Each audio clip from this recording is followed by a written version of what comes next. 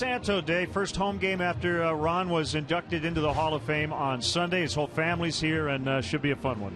Very appropriate, Len, to have a celebration here at Wrigley Field for Ron Santo, because every day he put on a Cubs uniform was a celebration for him, so it should be an outstanding day. And the fans benefiting today as well. The first 10,000 fans here at the ballpark getting a commemorative Ron Santo Hall of Fame plaque, courtesy of PNC Bank.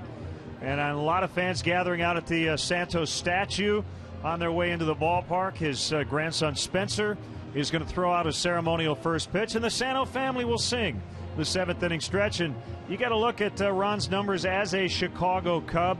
How about that? He led the league in triples and on-base percentage. We knew Ron was fast. He just hit it most of his career.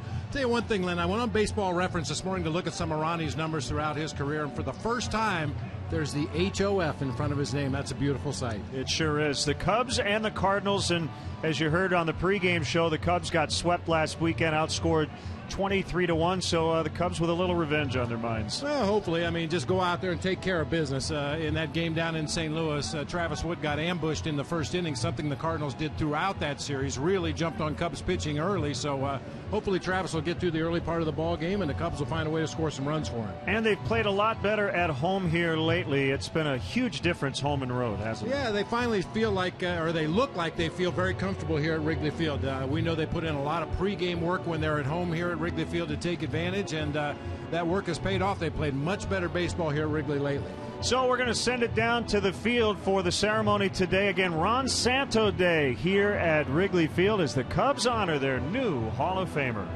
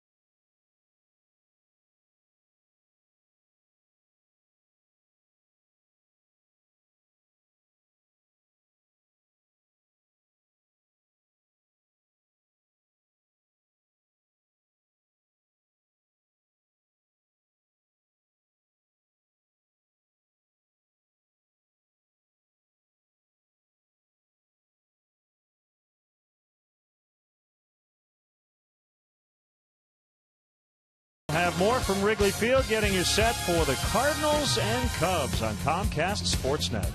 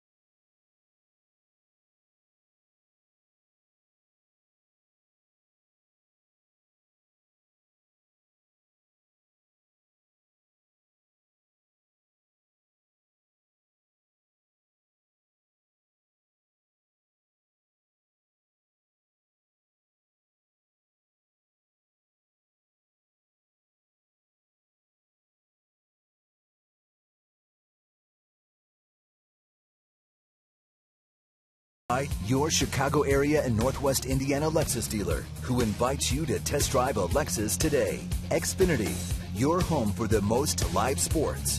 Blue Cross and Blue Shield of Illinois. Through it all. Liberty Mutual Insurance. Responsibility. What's your policy? Toyota.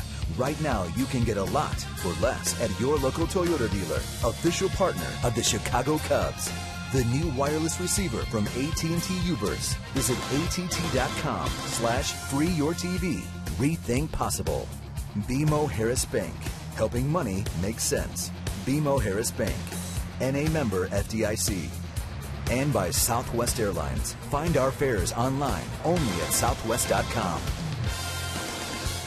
Welcome back. It's Ron Santo Day here at Wrigley Field, and one of Ron's grandsons, Spencer Brown, just threw out a ceremonial first pitch.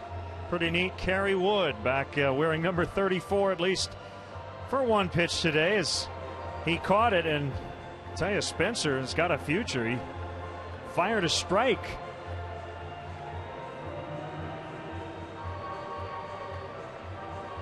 Nicely done, right down the middle, as we get you set for Cubs baseball today. The Cardinals are hot. They are coming off a 6-1 homestand, including that sweep against the Cubs last weekend. They lead the National League in most offensive categories. Little calf issue for third baseman David Freese. He's not in the lineup.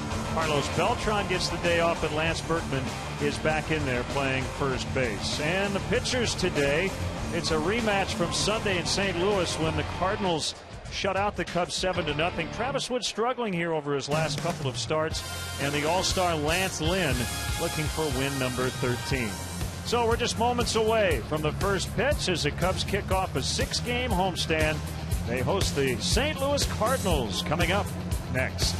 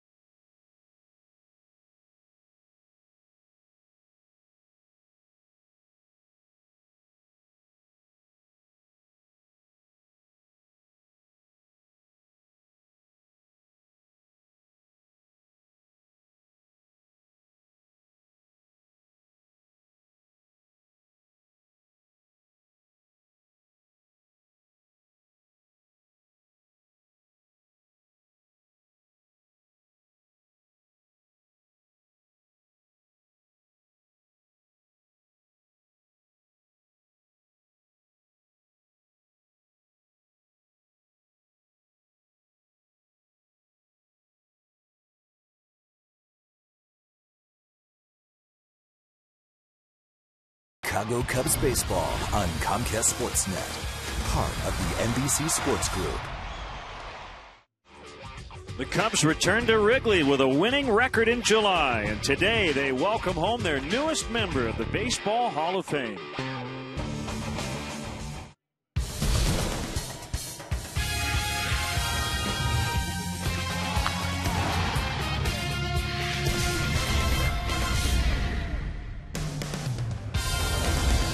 It is Ron Santo Day here at Wrigley Field as the Cubs honor their newest member of baseball's Hall of Fame.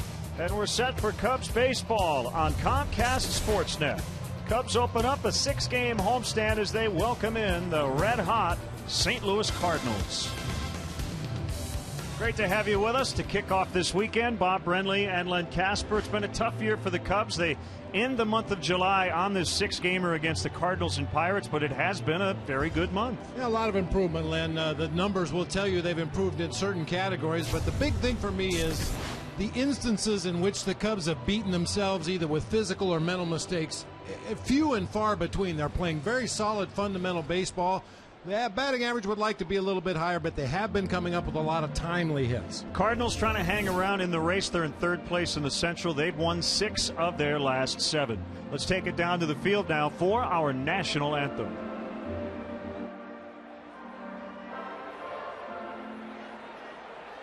Ladies and gentlemen, at this time, please rise. Kindly remove your caps and join Wayne Messmer, accompanied by Gary Pressey at the Lowry organ, as they honor America with our national anthem.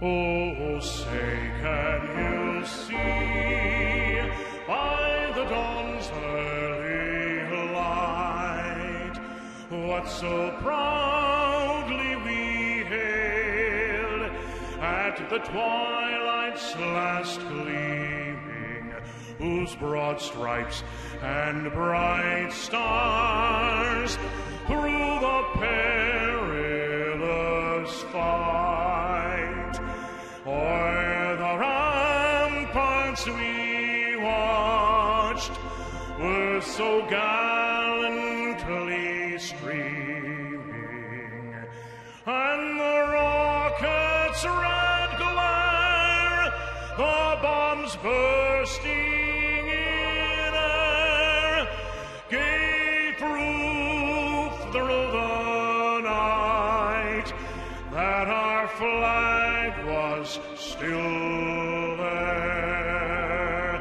Oh, say does that star-spangled banner yet wave o'er the land of the free and the home of the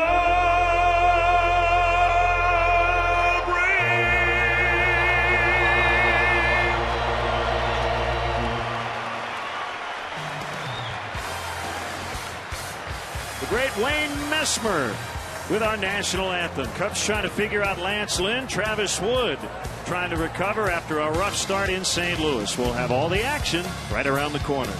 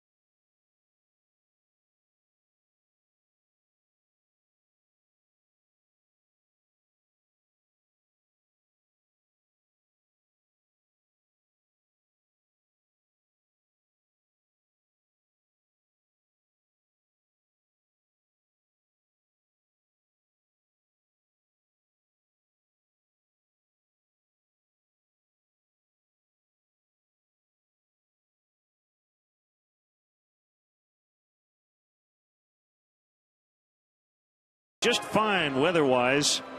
Temperatures pretty mild as we get started here today, and we welcome all the men and women serving our country here and around the world on the Armed Forces Network. Also, those viewers watching us on ESPN UK. Cubs have dropped 7 of the first of 11 in this season series. 6 more games left to go against the Cardinals. They will all be here at Wrigley. The Cubs are 2-1 here. They went just 2-6 at Busch Stadium after going 2-7 there last year.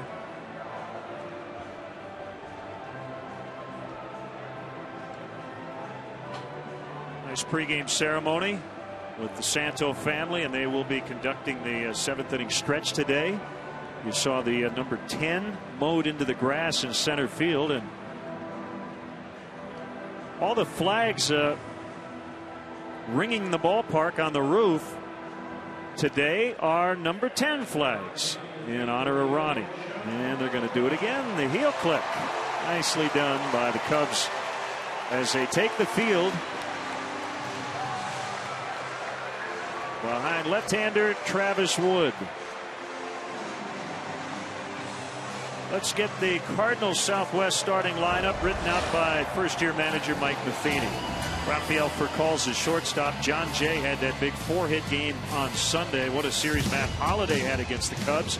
Alan Craig is in right for Beltran. Lance Berkman back in there after suffering a bruised knee the other night. Molina catches. Matt Carpenter in for David Freese at third. Descalzo at second, and Lynn the pitcher.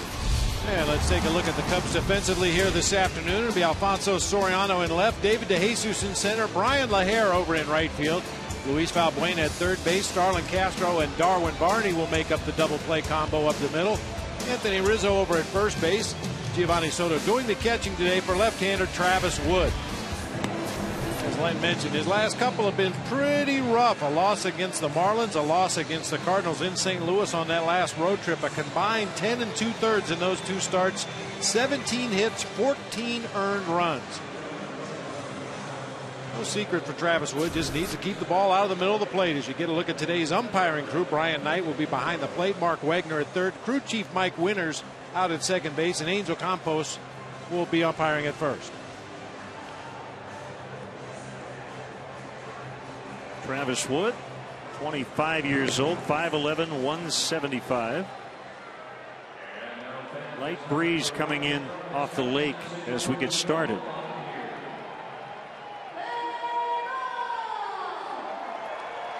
You think back to Travis Wood's start against the Cardinals in St. Louis. I mentioned they ambushed him in the first inning. 4 base hits and a walk led the way to 4 first-inning runs. The Cardinals would really only need 1 because Lance Lynn and the Cardinal bullpen completely shut down the Cubs offense in that game.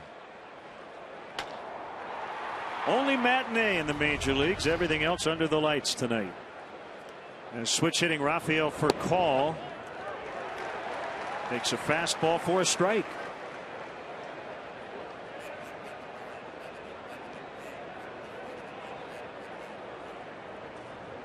A wind in the 0-1.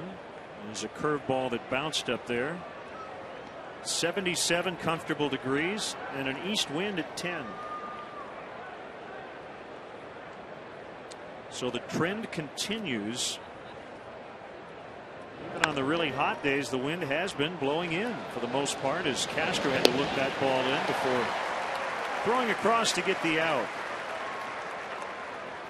This is technically the 29th home game in which the wind has blown in when the first pitch has been thrown. Only 7 times has it blown out, 10 times a crosswind.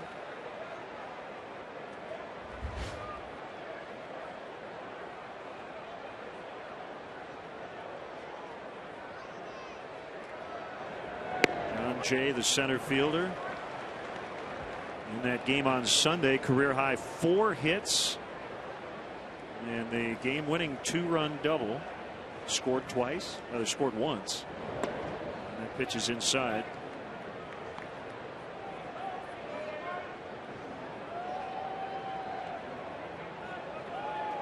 Cardinals doing it offensively this year without Albert Pujols, who left via free agency, and for much of the year without the services of Lance Berkman. He can't get a break. all kinds of leg issues. The latest, he got hit on the right knee by a Clayton Kershaw pitch on Tuesday, so he missed 2 starts. Back in the lineup today. 2-2.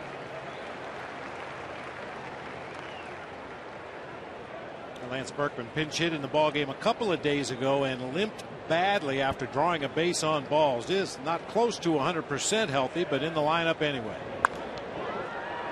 Fly ball center field right near that number 10. David DeJesus pulls it in.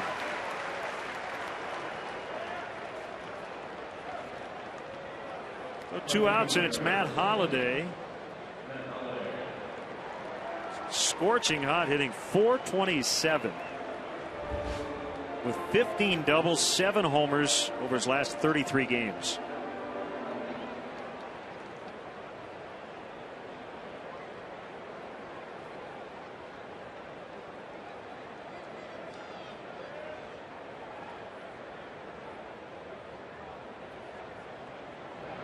That long home run off Ryan Dempster last weekend was in the first game, and then in the finale, a leadoff homer in the 5th off Wood.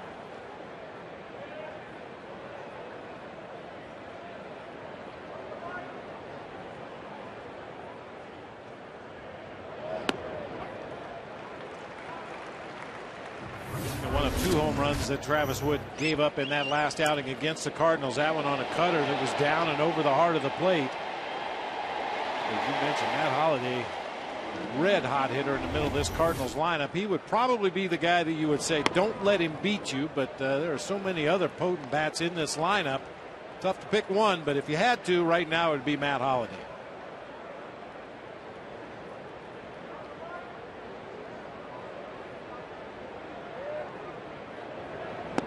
He hits his home runs like I like my potatoes mashed. He didn't hit any cheap ones, does he? No. The longest home run in the new Busch Stadium history when we were down there on the last road trip, 469 feet. Oh, there you go. As if on cue. Notice the count, 3-1 when he hit it.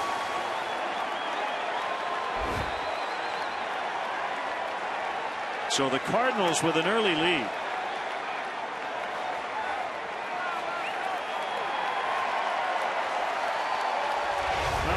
Mashed, it was scalloped at the very least. Oh, right in the heart of the plate. Right in the heart of the plate on our Liberty Mutual pitch tracks. Good hitters will hit pitchers' mistakes. Hot hitters will hit home runs on pitchers' mistakes, and that's what Matt Holliday is right now. Red hot.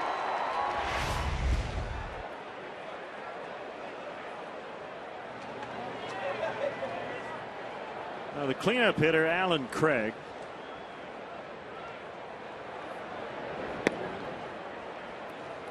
Strike 1.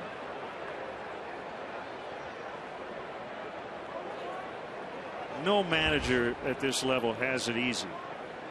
However, when Mike Matheny wants to give Carlos Beltran a couple of days off, he just puts a guy in, Alan Craig, who has 50 RBIs. Hitting close to 300 with 14 homers on the season. Nice to have that kind of firepower available if you want to give one of your starters a day off. And only 58 games for Alan Craig. He's battled injuries as well.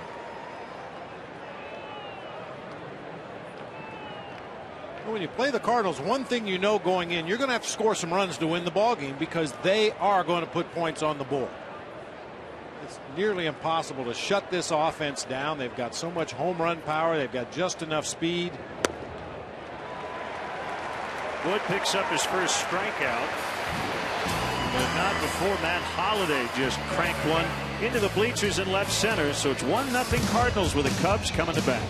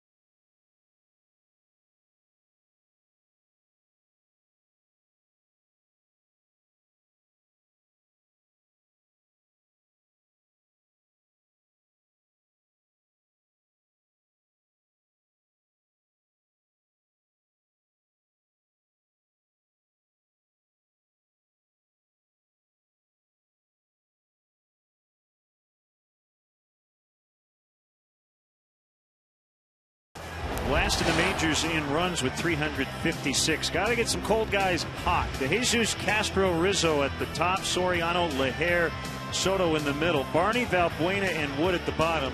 Ryan Lejer and Luis Valbuena in particular. I'd like to see their bats heat up. Here's how the Cardinals will line it up defensively. Matt Holliday in left, John Jay in center, Alan Craig over in right field. Matt Carpenter getting a start at third base for David Freese. Rafael Furcal and Daniel Descalso up the middle. Lance Berkman over at first base. Yadier Molina doing the catching today for right-hander Lance Lynn. Mentioned Lynn's outing against the Cubs down in St. Louis. He was outstanding. 6 innings of 4-hit shutout baseball. He did walk 3 batters, including the leadoff hitter in the game, David DeJesus. And you may recall, if you watched that ball game, the Cubs had a couple of uncontested steals of second, where the runner just broke for second while Lynn was standing in the set position. See if that's a factor in the game today. 3 starts this year for Lynn against the Cubs, all wins, and an .093 earned run average.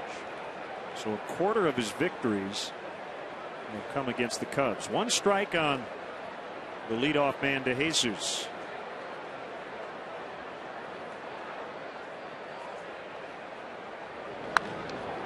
And that one ripped into the right field corner.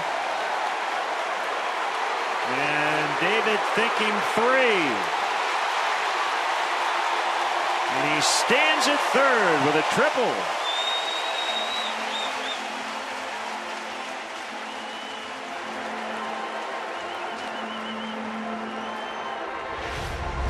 Good start to the ball game offensively for the Cubs. An elevated fastball on the inside part of the plate.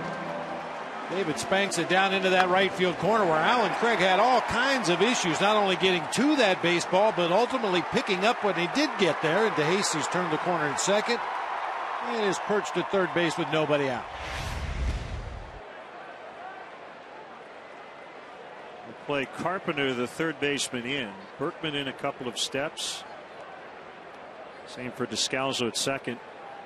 And for call back at short against Castro, who takes a fastball off the outside corner. You remember, Lance Lynn wasn't even supposed to be in their rotation. And Chris Carpenter out for the year. Shoulder issues, recently had surgery, and Lynn became an all-star.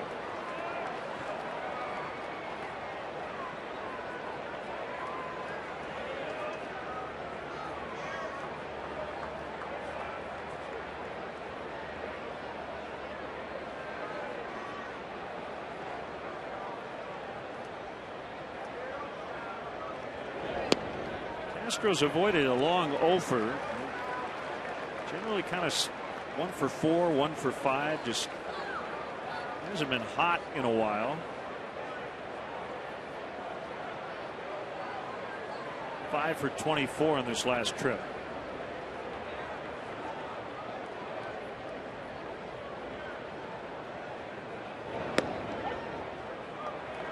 Two and two.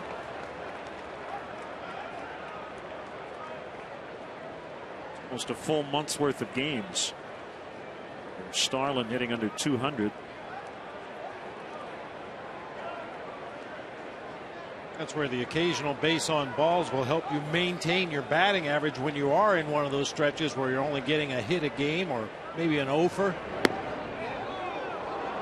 Good take. It was close. 3 and 2. Rizzo on deck.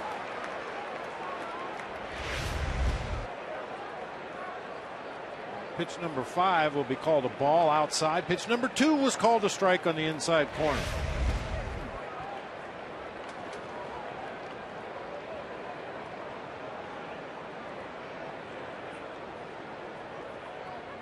Three, 2. Fouled away.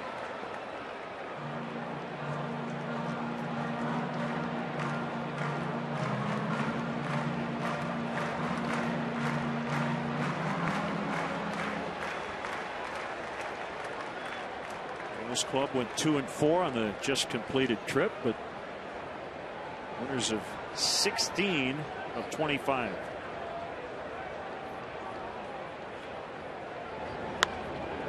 Next foul. The last two pitches would have been ball 4. Yeah.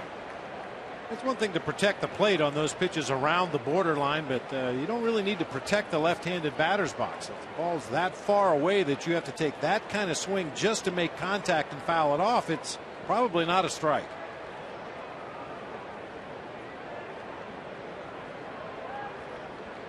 Going to go in now. And he promptly lines it into right center to tie the game.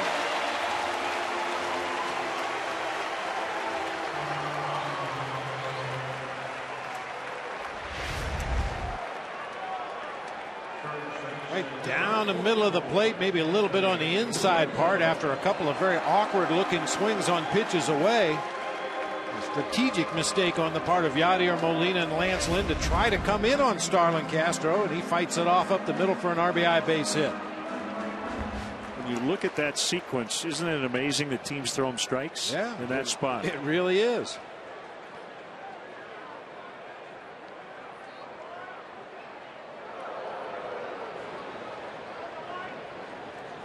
Here's Anthony Rizzo. Didn't have a great trip, but his best game was the last one in Pittsburgh. He homered, he walked, he knocked in 2.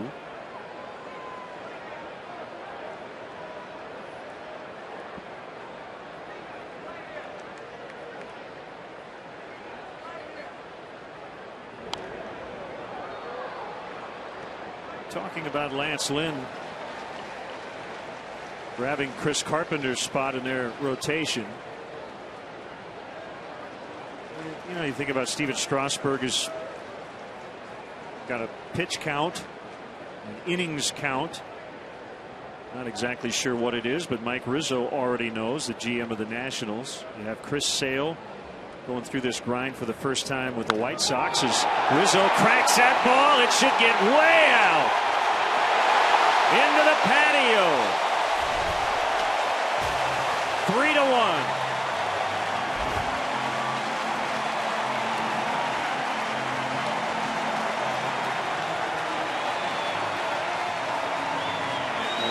Shot homer for Anthony Rizzo. Mentioned now the Cardinals ambush Travis Wood down in St. Louis. The Cubs returning the favor to Lance Lynn here as Anthony Rizzo, quick swing line drive homer to the bleachers in right field, no doubt about it.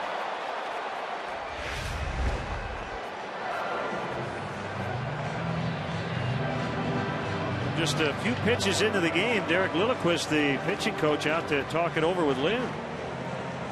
Triple single homer to greet him.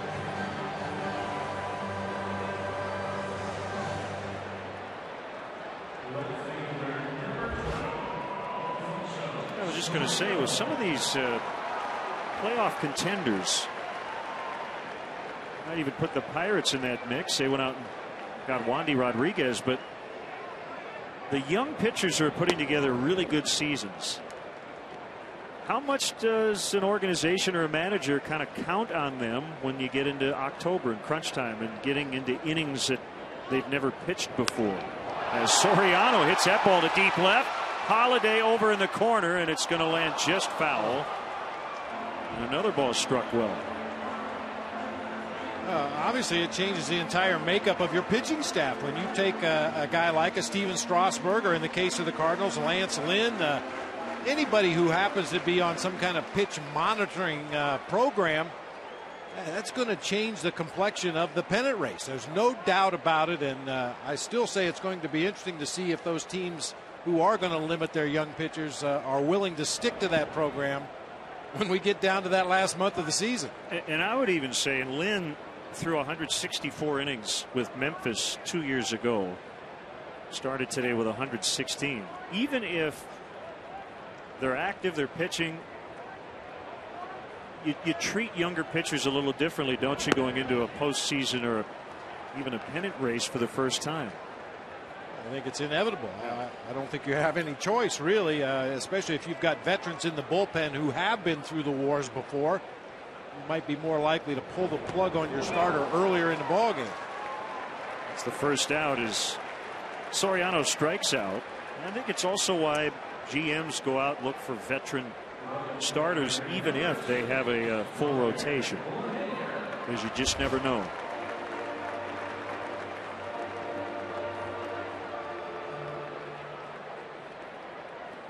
The other part too, Bob, is if you get near the end of the regular season and you have a young pitcher who kind of gets near where you'd like him to stop, then you project a month's worth of playoffs. You don't want to be stuck shutting down a guy going into the World Series. That's not ideal.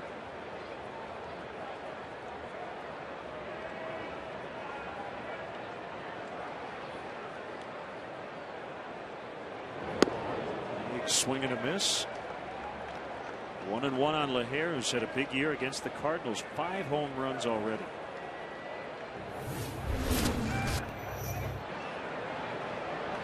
One off Lance Lynn on April 25th to the opposite field. Into the overcoats.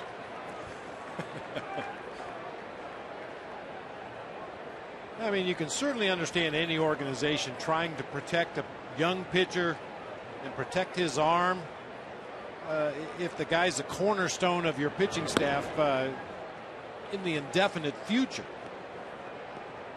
But the reality is, if you go to a World Series, if you win a World Series, the financial windfall is such that if the guy happens to get hurt down the road, you would have the wherewithal to replace him. Just hate to think of protecting players and not having the opportunity to possibly win a World Series if you use those players. Those arguments and discussions happen every season. The hair fouls off to stay alive. A lot more so now than ever in the past because of how much more we know about pitchers' arms and the wear and tear, especially on young pitchers' arms. Some guys coming out of college or high school programs where they possibly were abused as far as pitch counts and innings thrown and how many days a week they were pitched.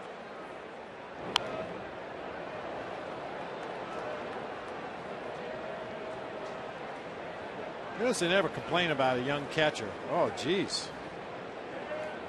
He's had to catch X number of innings this year. We're going to have to shut him down. Go down to bullpen and warm up pitchers.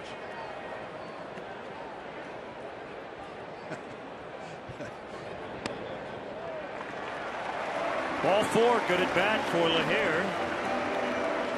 Turns into no at bat. And it'll bring up the catcher, Giovanni Soto.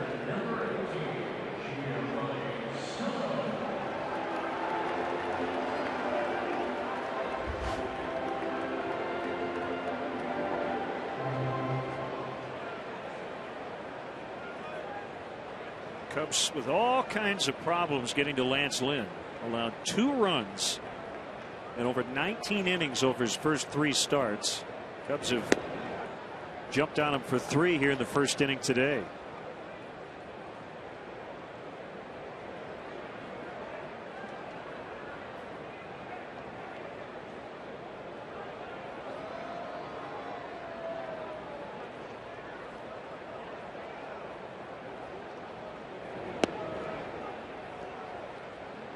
Gio's kind of been that unlucky hitter in the Cubs lineup. He hit some balls very hard on this last trip, but did not get the desired results. He went 1 for 10.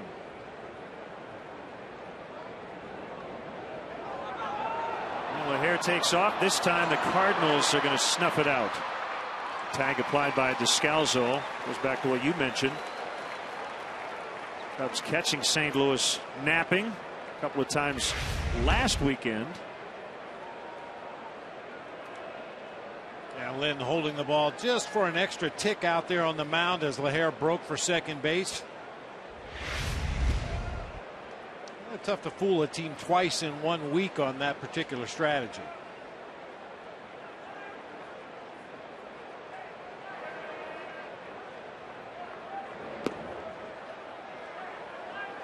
Occasionally a pitcher will have a tell. He'll have something that he does out there on the mound that lets the first base coach and the base runner know that he's going home. Some guys will come to their set position, check the runner at first, and then lock in on that target at home plate. Other guys will look over repeatedly. They'll alter their delivery to home plate, but sometimes there's a mechanism that a pitcher will use to tell you, I'm going to throw the ball home right now. And Against those guys, occasionally you can get a huge jump and steal a base uncontested.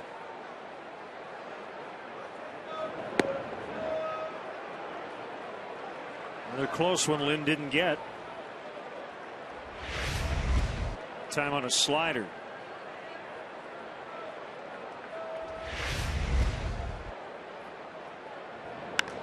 And Soto makes him pay. Fair ball. And how about the cycle here in the first inning? Cubs have now singled, doubled, tripled, and homered. And walked and struck out.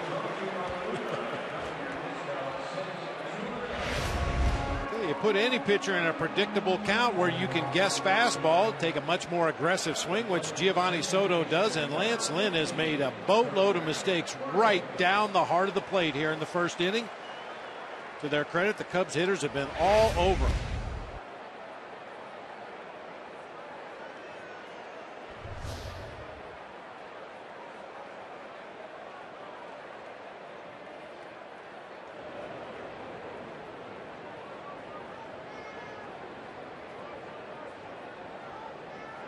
Darwin Barney checked his swing and bounced for call. Throw to first. Got him by a half step. Castro tied it with the single, and then Rizzo hit a rope into the patio and right. 2-run shot, 3-1 Cubs.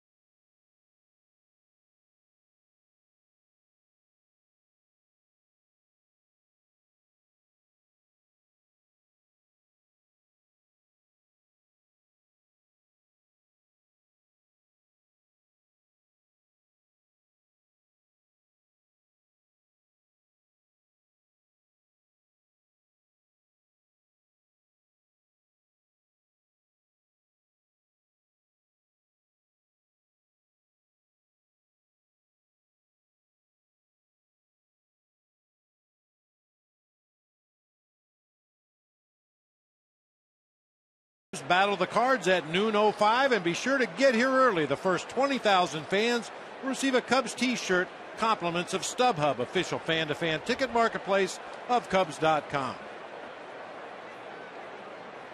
An eventful first inning.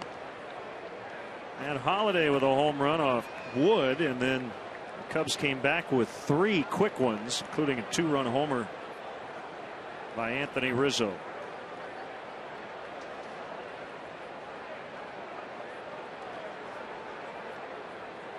Well, Lance Berkman is back in the lineup. Missed 2 starts after getting hit by a Clayton Kershaw pitch on Tuesday night. Suffered a badly bruised right knee. Ow. Ooh. Ouch. Cardinals took 3 of 4 in that series. So for Berkman, he had the left calf strain, missed 21 games early, then missed 47 with the right knee injury that required surgery, and then the latest, the contusion.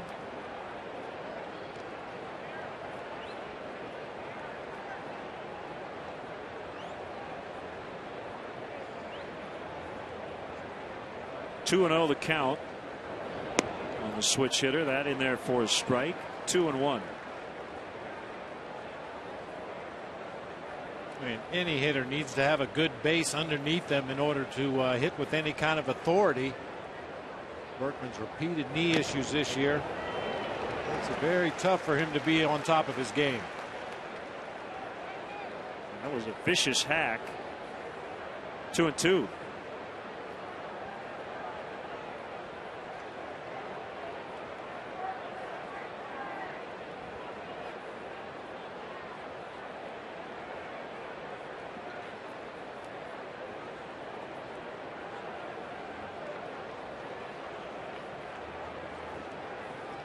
Berkman 5 for 8 with a homer against Wood in his career. 3-2.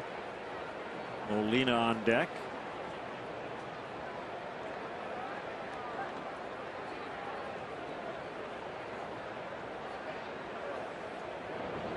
An opposite field single. He clearly is nowhere near 100% in terms of his running.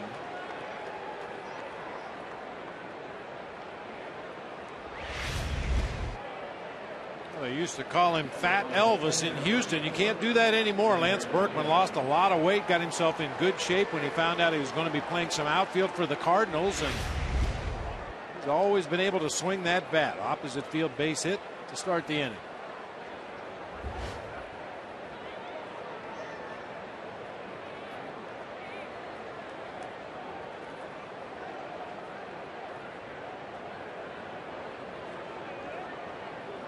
Yadier Molina cranked a deep left onto Waveland. A 2-run game-tying homer.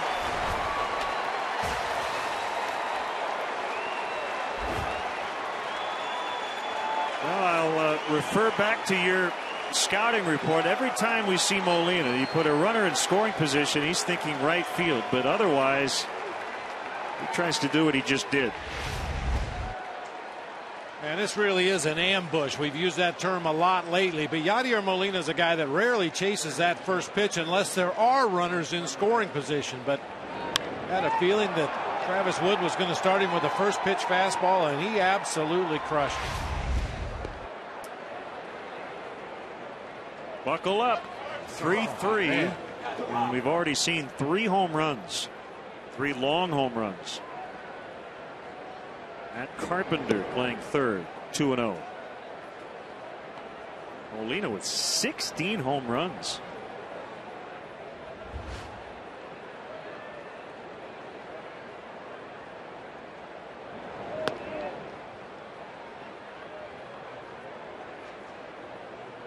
His previous career high was 14 last year and over 500 plate appearances. That was just his 350th this season.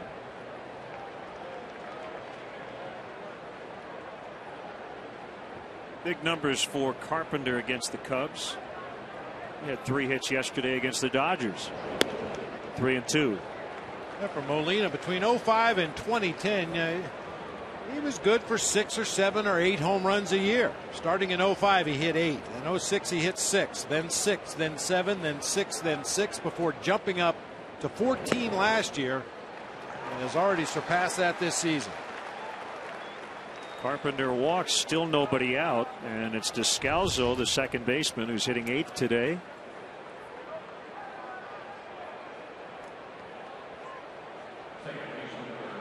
Look at Travis Wood here lately. He had that great stretch. 4 starts, winning them all. A 1.01 ERA between June 19th and July 6th.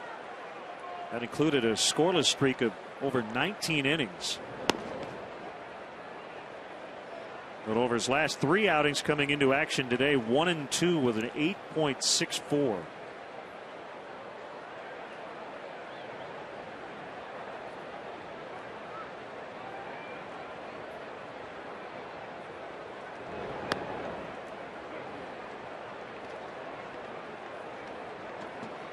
The Matt Garza update had an MRI on his right triceps, and it came back fine. He is feeling better. Kind of in a wait and see mode right now. Hopefully he'll start a throwing program soon. He will not start on Monday. At this point will not be put on the DL, and the Cubs hoping he's back in the rotation late next week, as that one's lined into right. Carpenter's going to be sent to the plate and will score. And Descalso has a triple.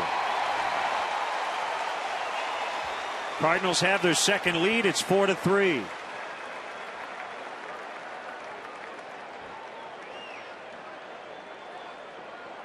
Well, it's a track meet. The way this game is going, the good news is the Cubs hit last.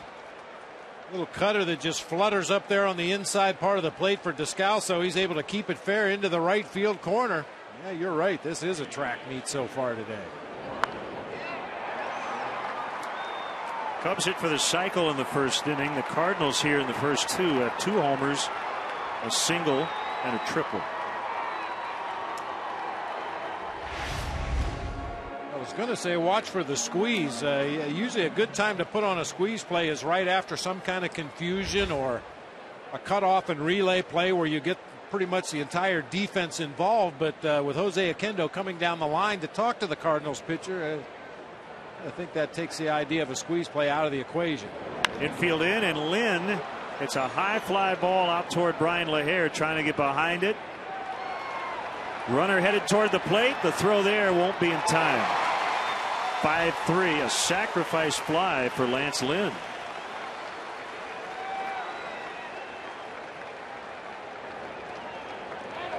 So Lynn gets the first RBI of his career.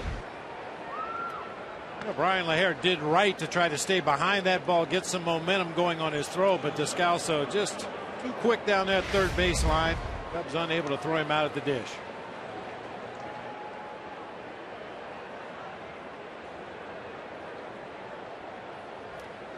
Bases empty, 1 out. Rafael Furcal on a late swing fouls into the upper deck. First 4 reaching here in the second and all scoring.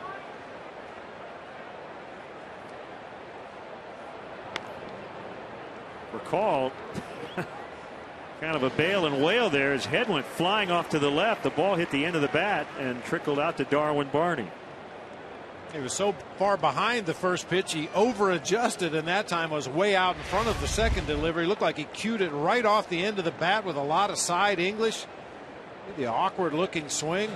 Takes him a while to unwind and get out of that right-handed batter's box, giving Darwin Barney plenty of time to throw him out at first base. Looks like my golf swing. Head goes one way, the ball goes the other.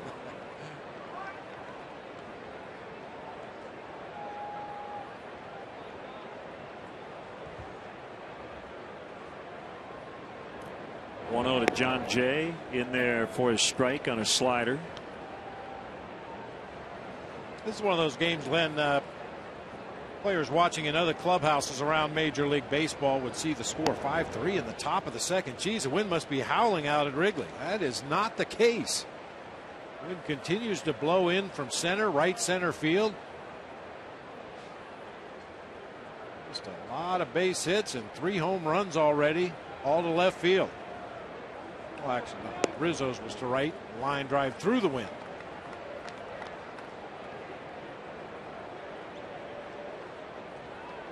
I think Anthony would have hit his through a brick wall.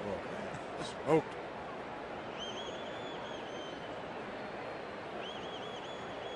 The 3-1 pitch hit on the ground to Barney. This will end the inning. Bob said it before we even started. You got to score some runs to beat the Cardinals. It'll take at least 6 today.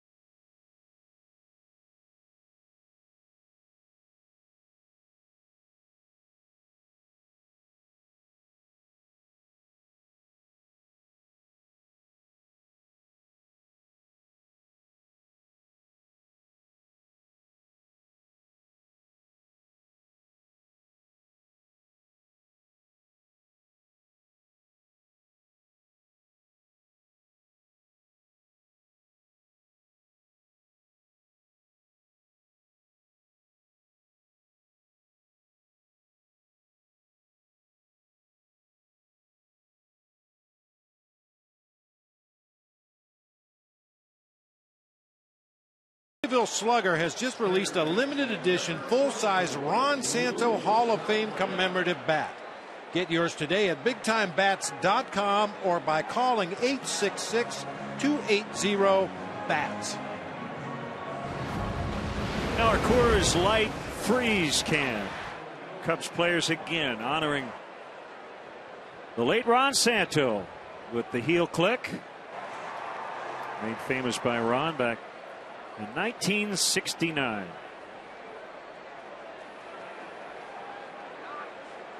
Look forward to the Santo family conducting the stretch a little later.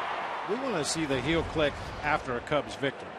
Nice salute to do it before the ball game, but Ronnie always did it after a Cubs win. I like it.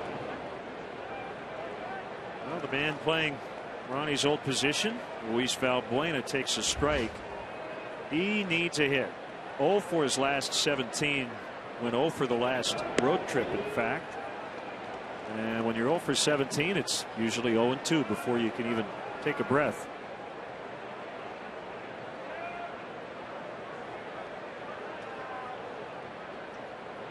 How about Lynn losing his hat during a pitch?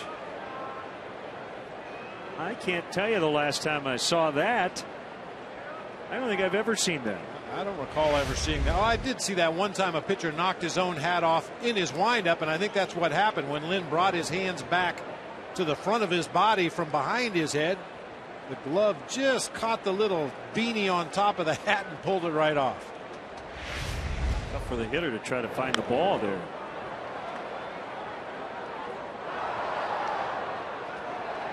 That man a chin strap. You see, he takes his hands back behind his neck, and when he comes forward, the hat comes with it. Probably a little tough for Lance Lynn to maintain his concentration too when he knows he just pulled his own hat off out there on the mound. Breaking ball is hit in the air to left. Holiday over toward the line.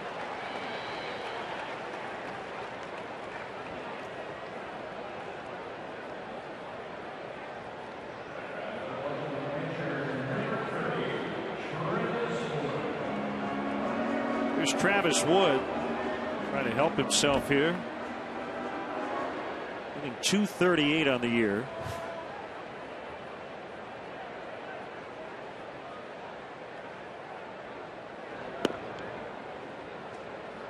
Actually had my mask come off one time in the middle of a pitcher's delivery.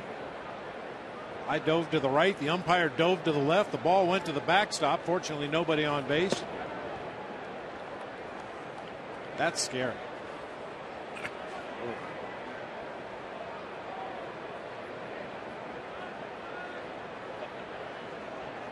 Yes, indeed. Little ballpark steak.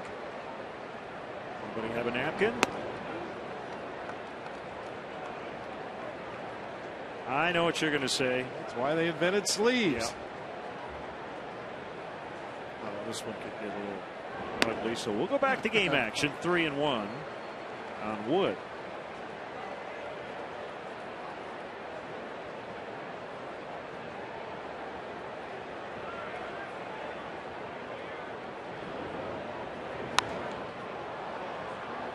Three and two. This kind of day, you never know which run's going to be the game-winning run, which hit's going to be the big one. Travis Wood has helped himself so much this year with the bat and with his legs on the bases. Wouldn't hurt to get involved offensively here today. Ground ball to Berkman. He'll take it unassisted. How about some Xfinity high-speed action courtesy David DeJesus? This ball down the right field corner is one where you really need help from your third base coach. You can take that one last peek as you approach second base, but at that point you rely on that third base coach. David chugs in standing with the triple to start the ball game for the Cubs.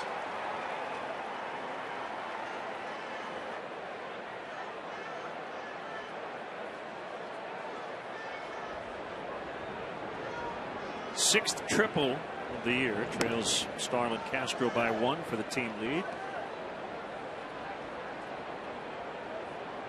It's a good word, chugging. We do that occasionally, but it has nothing to do with running. Right? I don't know what you're talking about. Well, We're in Wrigleyville. Come on. 2-0.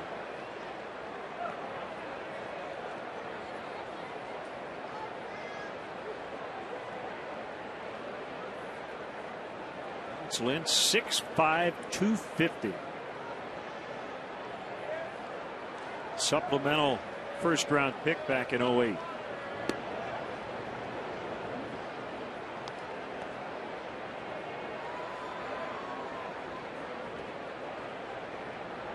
Marion County, Indiana, and to the University of Mississippi.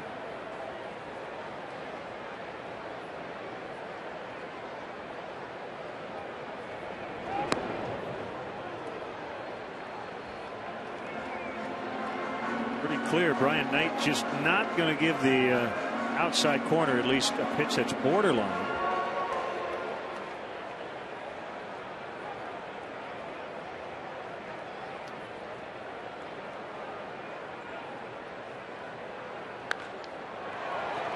Line right to Alan Craig.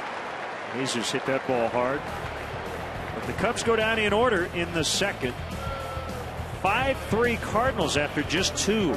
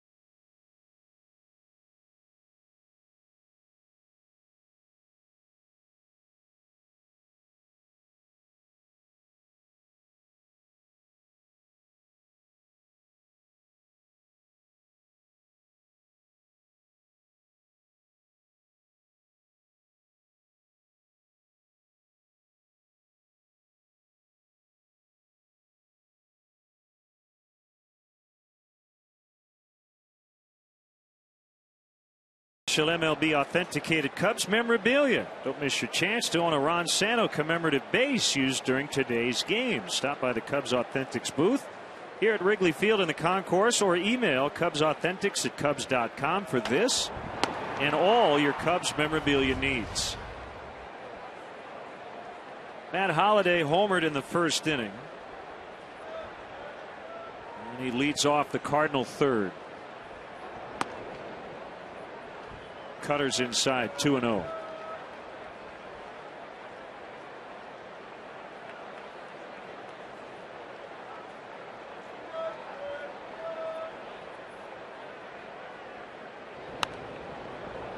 Well, he looks very hitterish, doesn't he? Man, I'm telling you. You can even tell by the way a guy takes a pitch as you look at the direction of home runs for Matt Holliday. You can tell sometimes just by the way a guy takes pitches, his timing, the way his body rhythm is working, the way his hands are working, even when he doesn't swing the bat. You can tell a guy's locked in. It's under this one as DeJesus will run in and make the play.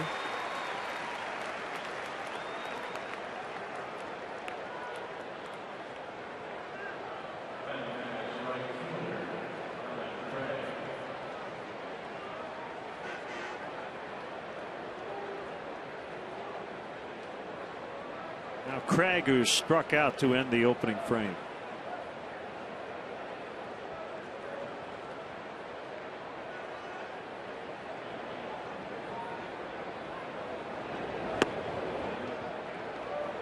Swing and a miss on a changeup.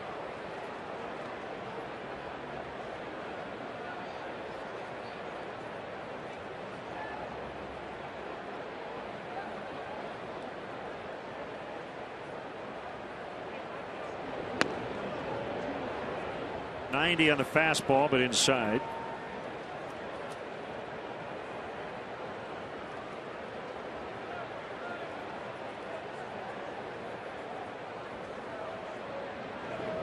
Caught the final out of Game 7 of the World Series as he splintered his bat on that swing.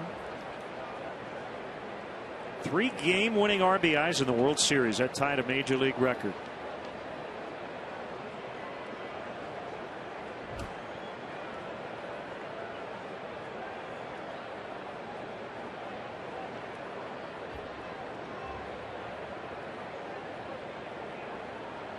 Pitching matchups for the rest of the weekend. Tomorrow, noon start here on CSN. Right-hander Joe Kelly against Jeff Samardzija. And then on Sunday, Adam Wainwright and Paul Maholm.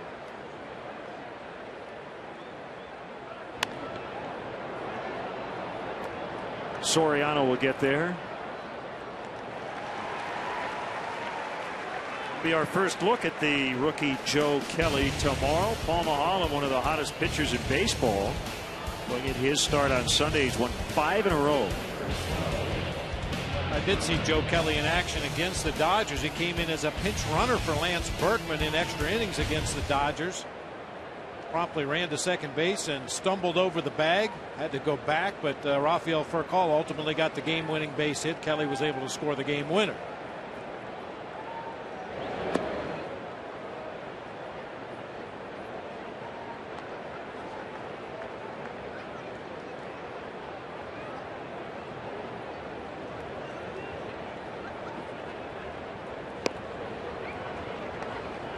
One and one to Berkman.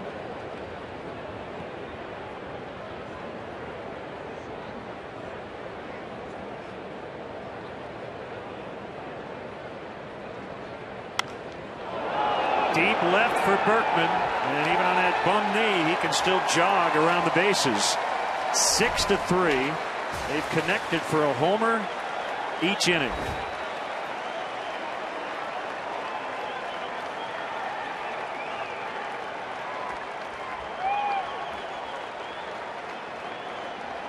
Just his second of the season. Look at the location of this pitch as well from Travis Wood. Just a lot of center cut pitches. Just screaming out to be hit hard somewhere. Unfortunately, they're ending up in the bleachers with regularity. Homer number 360 for Berkman. RBI number 1,200 in his career.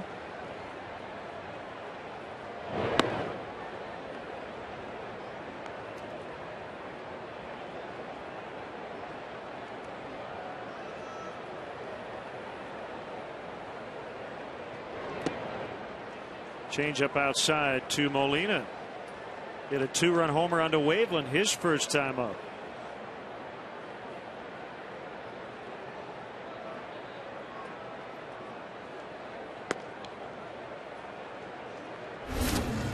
First pitch, no doubter off the bat of the Cardinals catcher. Once again, middle cut fastball.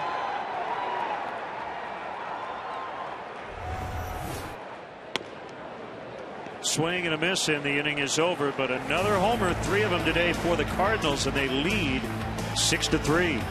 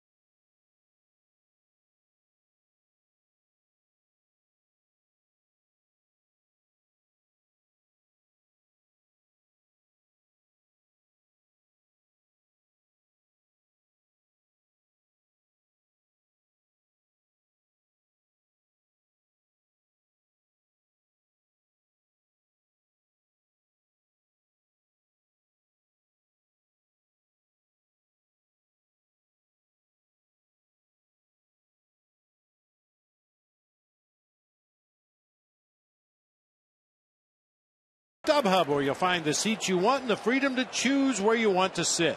StubHub is the official fan-to-fan ticket marketplace of the Chicago Cubs. For more information, visit Cubs.com/StubHub. Slight delay before we get underway here in the bottom half of the third as we give the scoreboard operators a chance to catch their breath. Yeah. Woo. 9 runs already, and we're only in the third inning. 6-3 St. Louis. As we get started here, congrats to the Carries. Got a nice tweet from Jason, big Cub fan, welcoming Addison Grace into the world earlier this week.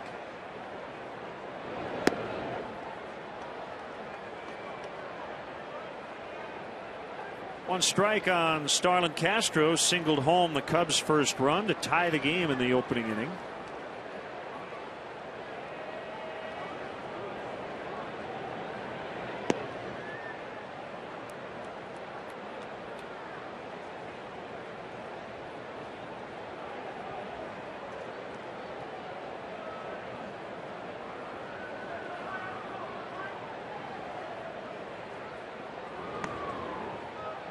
Pitch in the dirt. A little bit of an awkward landing by Lynn.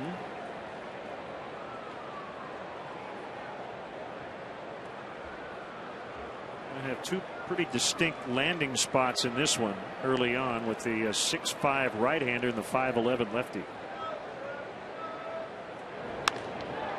Fly ball well hit out into deep left center.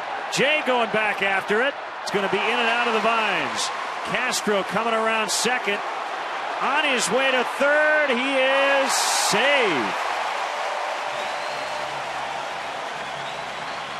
Second triple of the day for the Cubs. Well, he really had to bust it once he got around second. Well, it goes without saying, most of the triples are hit down into the right field corner or into the gap in right center because it's a much longer throw for the outfielders to get the ball back to the cutoff man. John Jay with a fundamental mistake here. If you're going to run this far, either catch the ball or play it on the carom. That time he did neither. The ball got away, and Castro able to slide in safely at third base with a triple. Here's Rizzo with another RBI chance, infield back.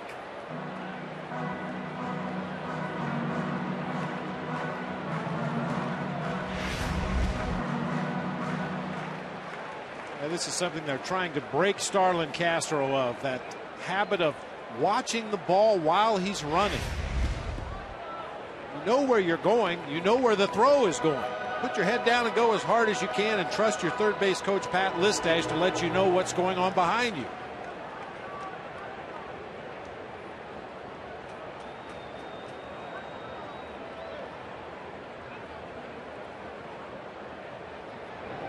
We were talking before the ball game, Len. I saw Hanley Ramirez first at bat as a member of the Los Angeles Dodgers.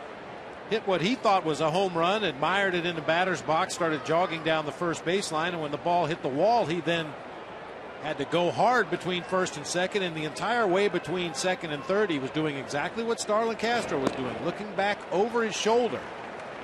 He goes hard out of the batter's box. His first hit as a Dodger would probably have been an inside the park home run.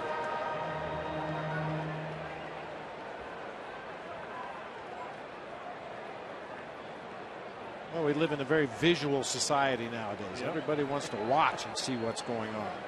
Don't want to trust your coaches and on-deck hitters. Ground ball is going to sneak through, and it's 6-4 as Rizzo has 3 RBIs here early, 15 since the call-up.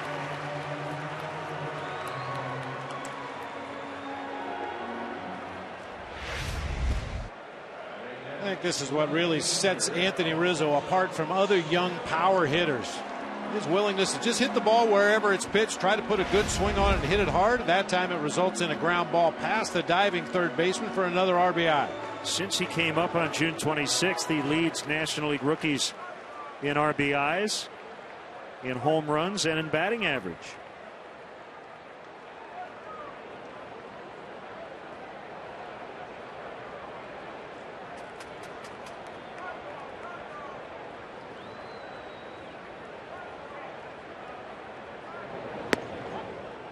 The knees on a fastball to Soriano.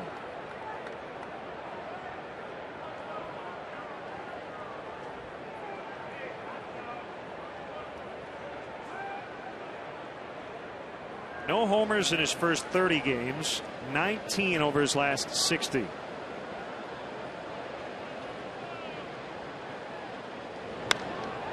he drills that ball out in the deep left. Holiday will have to retrieve it. Rizzo's going to be sent by Pat Listash. Relay throw to the plate. Not in time. Ball gets away from Molina as Soriano takes third. An ill-advised throw there on the relay to the plate, as now the tying run is at third with nobody out.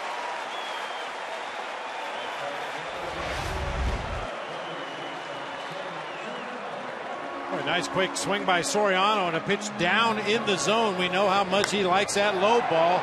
Bangs it off that well area in left field. Took kind of an odd angled carom off the wall. By the time Matt Holliday gets to it, Pat Listash is windmilling Anthony Rizzo around third base. Yeah, no chance for a play at the plate there. That throw should have gone to third base to hold Soriano at second, but good base running by Fonzie to get to third with nobody out. A 6-5 game. Here's LaHare inside on a breaking ball.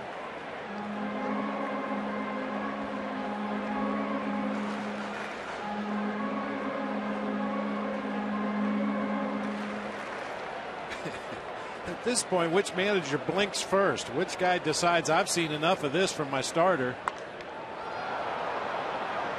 Soriano's going to have to hold here as Matt Holliday comes way in.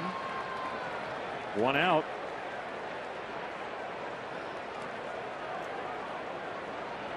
And the bigger question is, if you do call your bullpen, would anybody answer the phone on a day like this? 11 runs, 12 hits so far, 4 home runs, 3 triples.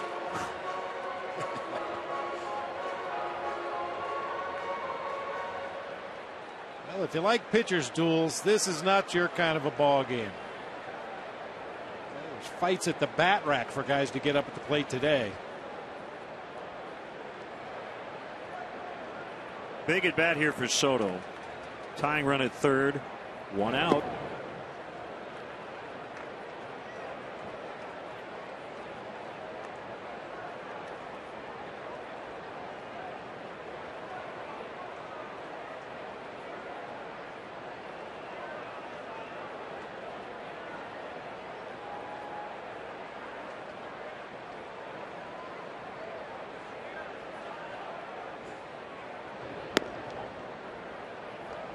On the outside corner.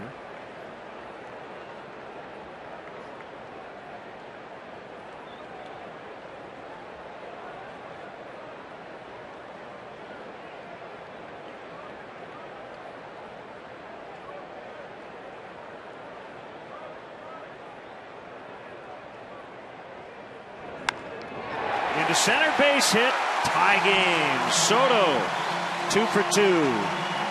6-6.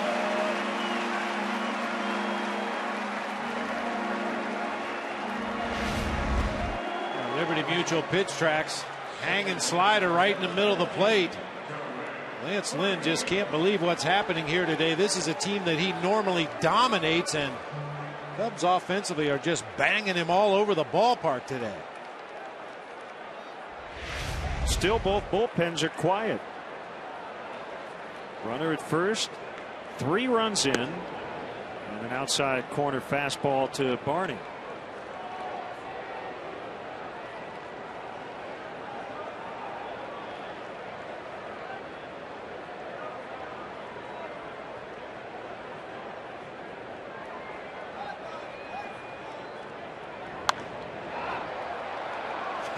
Well, even though the pitcher's numbers are going to take a beating here today, the reality is we're right back where we started. Basically, it's like starting the ball game over, 0-0. Somebody's got to win. Yeah, and I'm sure that's the message that Chris Bosio and Dale Swaim are trying to impart to Travis Wood. Hey, listen, it's been a rocky start, but we're right back where we began this ball game. Try to find it, try to hit your spots a little better, start changing speeds a little more often. See if we can't slow down that Cardinals offense.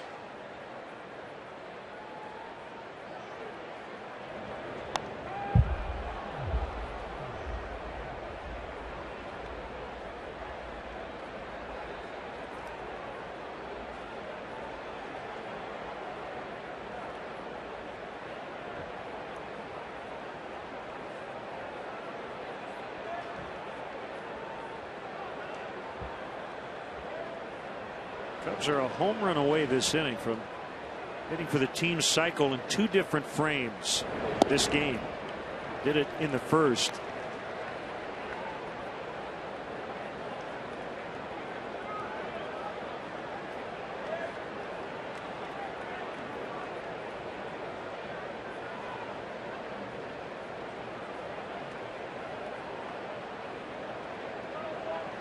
Already the 69th pitch of the day for Lance Lynn. And he's going to step off first.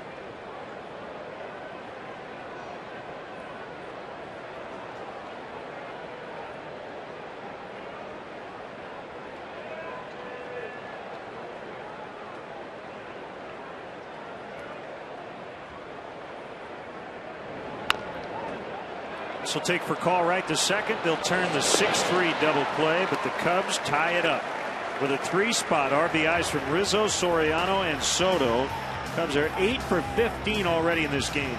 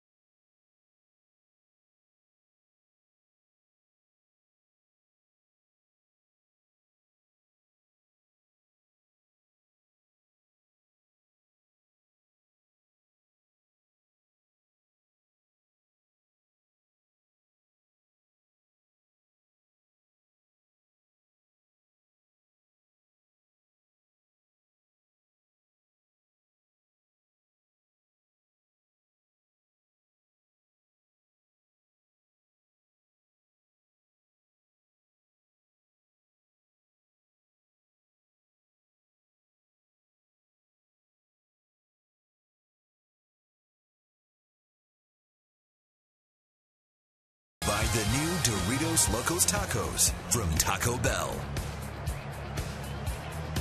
The Menards grounds crew pretty busy. Those base paths worn out after 3 innings. 6-6 as we get into the 4th. Bottom 3 for St. Louis, starting with Carpenter. High deep drive, right field. LaHair back toward the well, gone. 7-6.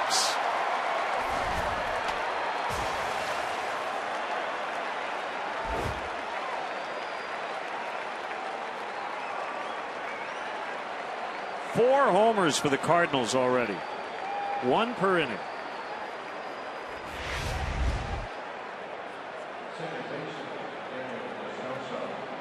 Inside part of the plate fastball, no movement. Carpenter with that powerful lift swing. Hit that one through the wind. Above that out of town LED board.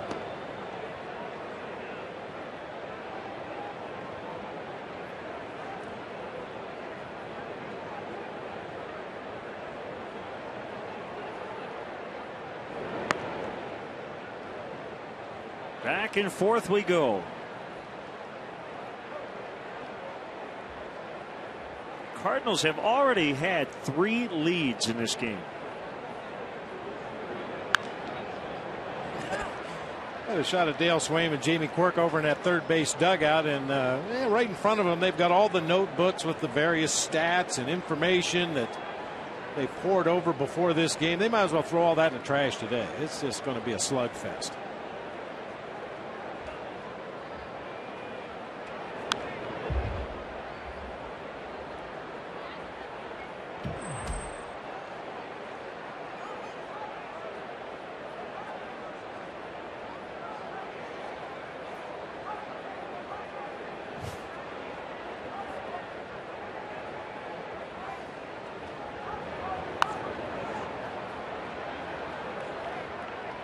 Castro with the catch. Don't miss the action as the Cubs battle the Pirates here at Wrigley Field coming up Monday night. Game time 7:05, and be sure to get here early. First 10,000 fans at the game get a Cubs tote bag brought to you by LVCVA. For more info and to purchase tickets, visit Cubs.com.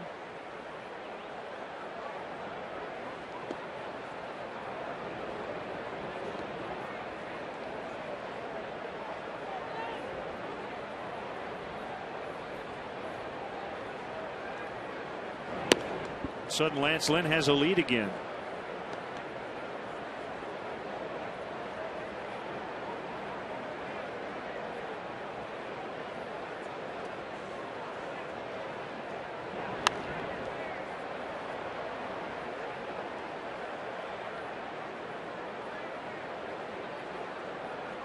Funny game. Lance Lynn gave up more runs in the first inning today than he had in his 3 previous starts against the Cubs. We should reiterate, you mentioned it earlier, the wind is blowing in. Not going to hurt much to left, but there have been some balls hit to right that have not been knocked down.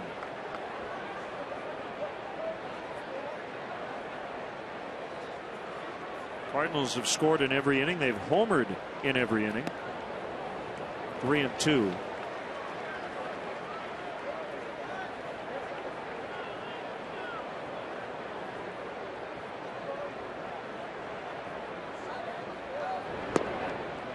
Another walk of the pitcher. The Cubs, at last check the other day, were leading the majors and doing something that you don't like to do.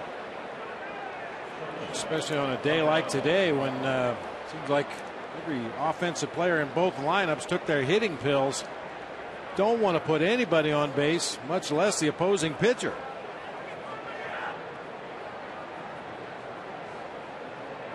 So Lynn's had a very productive day at the plate with a sacrifice fly and now a walk, and here's for call up and in, ball 1.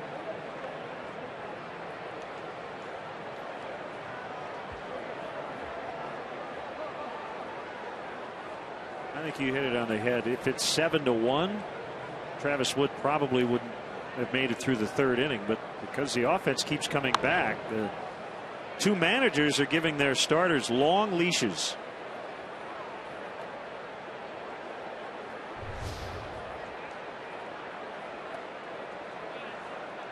I mean, this is the kind of day, if you pull your starter early in a ball game, as the Cubs look like they're going to get some activity going now, you could possibly have to make a roster move by the end of the weekend just because of the number of relief pitchers you would have to use. Soriano with the catch, 2 outs. Wood has done a good job against the table setters. For Call and Jay are combined 0 for 5, but that hasn't really mattered.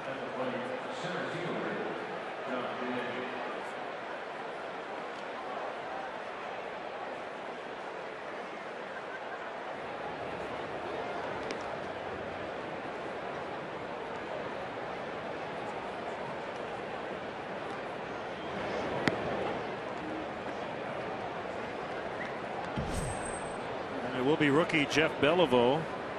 We'll start cranking it up.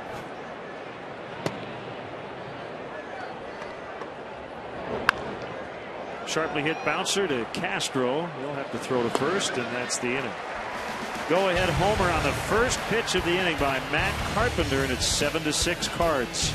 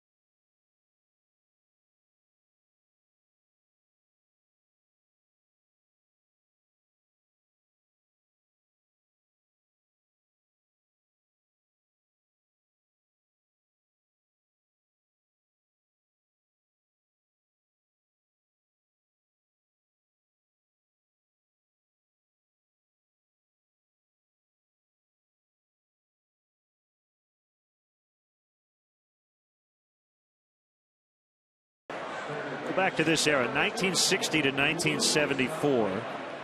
4 players with 2,000 hits, 300 home runs, and 1,300 RBIs. We could both safely name one of those guys.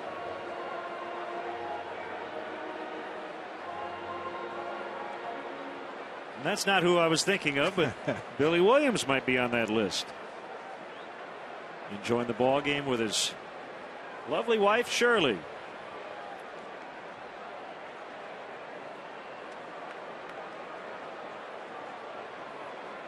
Well, during the commercial breaks, 2 grounds crew members, a bat boy, and an usher also went deep. Been that kind of a day up to this point. Both managers, I'm sure, hoping that their starting pitcher will settle in a little bit, bring some semblance of pitching and defense to this game, but so far it's been all about the bats. Cubs have been out homered 4-1, but they piled up 8 hits off Lynn.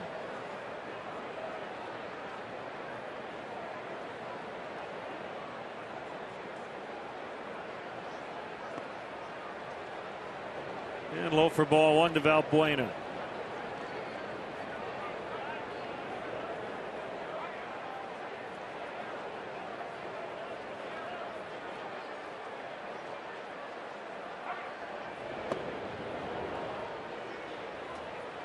Two and 0.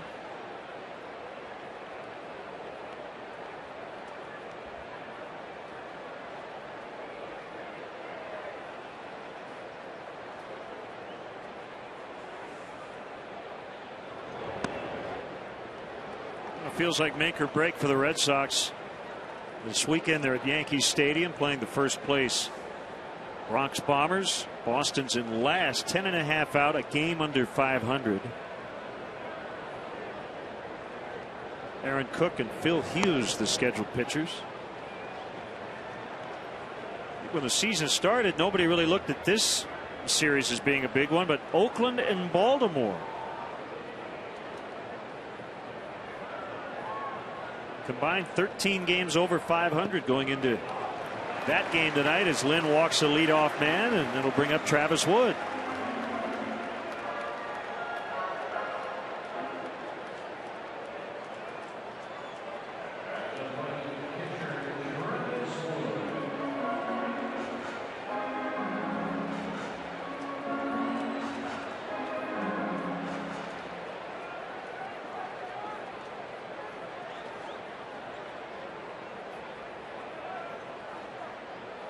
I don't even know if I'd have Wood bunt the way he swings the bat and the way things are going today, but we'll see. How about you? I think I let him swing away too. I mean, you got the Cardinals defense broken up already. Third baseman drawn well in front of the bag. Berkman will be charging from first base. All kinds of holes in that infield for a guy that makes contact as consistently as Travis Wood does. I'd like to see him swing away.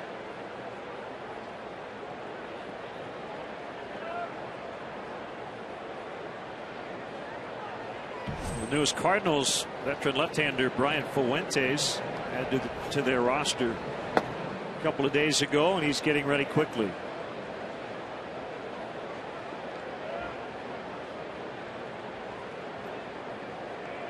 Wood does show bunt, takes the pitch off the plate inside.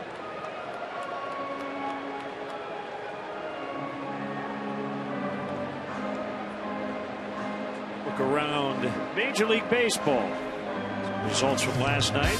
Matt Harvey for the Mets with a franchise record 11 strikeouts in a major league debut. That was against Arizona. Outfielder Starling Marte brought up by the Pirates, and he homered on the first pitch of the game as Pittsburgh beat Houston 5-3. So the Astros have lost 10 straight. They are 32 games under 500. By far the worst record in the majors.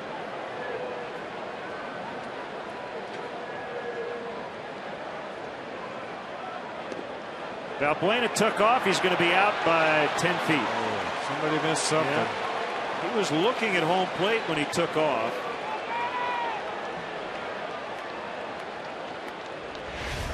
Yeah, a little powwow between Travis Wood and Pat Listash down the third baseline. had to be a missed sign of some kind, probably a hit and run with Valbuena looking back toward home plate as he broke for second. Meanwhile, 2-0 on Wood, now 2-1. Cubs have been caught stealing twice already today. This is not the day you want to make outs like that. You can help it.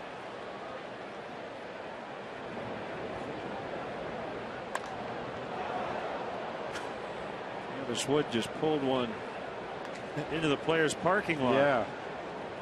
Start to hear car alarms going off. We've got the Wrigleyville block party going on. We want to say hi to all the fans out in that area. They may have just caught a foul ball.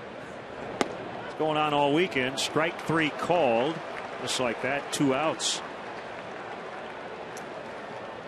Tomorrow, the Cubs and Cards are back in action right here at Wrigley Field. Tune in as Jeff Samardzija looks to bring the heat against the arch rivals from St. Louis. Coverage begins at 11:30 with Subaru Cubs pregame live. Cubs Cards tomorrow at 11:30 on Comcast Sportsnet, fans' best friend.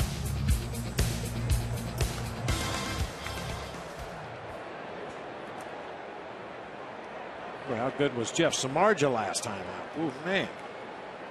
As good as we've seen him. Allowed just an infield hit.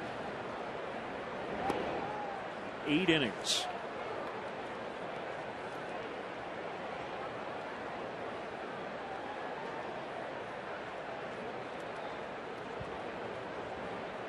It'll be his 20th start of the year tomorrow.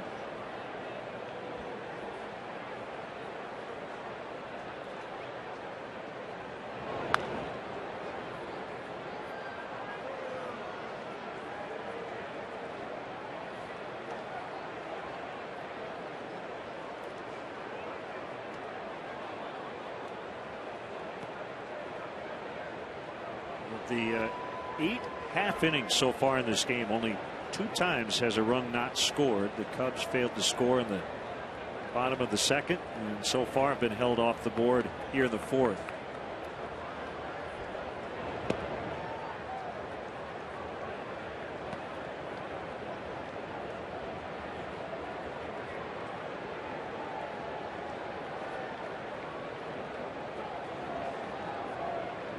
Feel like it would be a miracle for either of these 2 starters just to get through the requisite 5 innings to qualify for a win.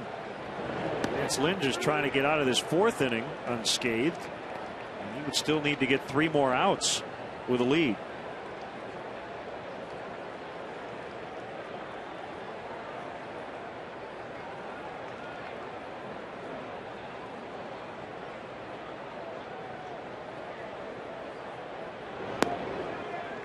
Full 3-2. Usually count on a good quality at bat from DeJesus.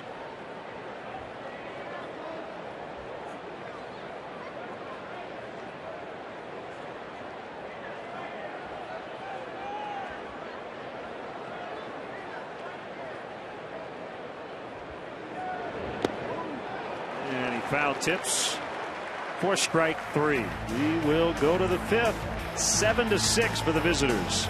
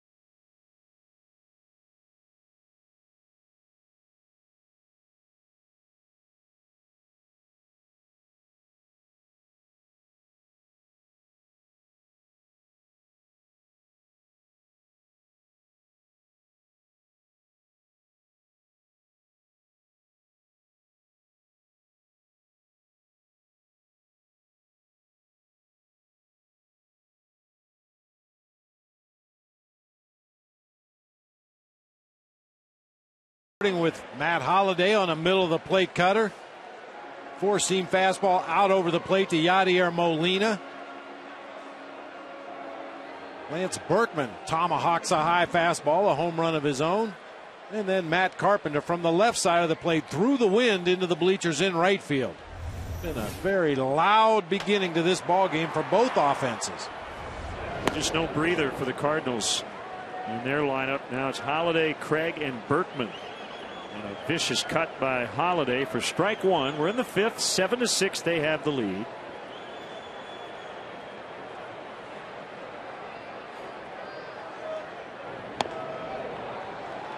Via Twitter, Tom Parkas with a good question, Bob. When we see the pitching coach pick up the phone to the bullpen, is it his decision or orders from the manager?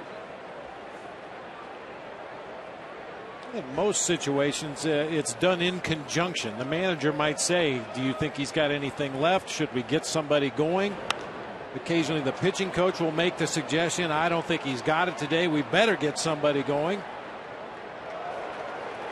But to answer your question, the pitching coach just doesn't go to the phone as he sees fit to get the bullpen going. It's always done after a conference with the manager.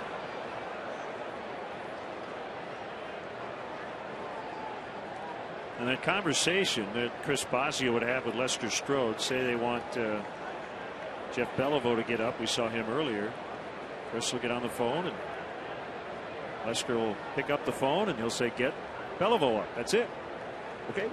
And short and sweet. Sometimes there are more specific directions. If the game is moving along in a controlled pace, you may say get Beliveau up and just have him play catch for now.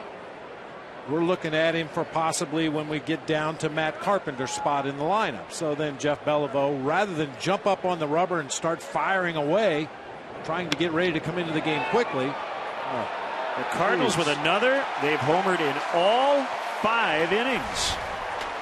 Holliday in the first, Molina in the second, Berkman in the third, Carpenter in the fourth, and now Craig with his 15th here in the fifth.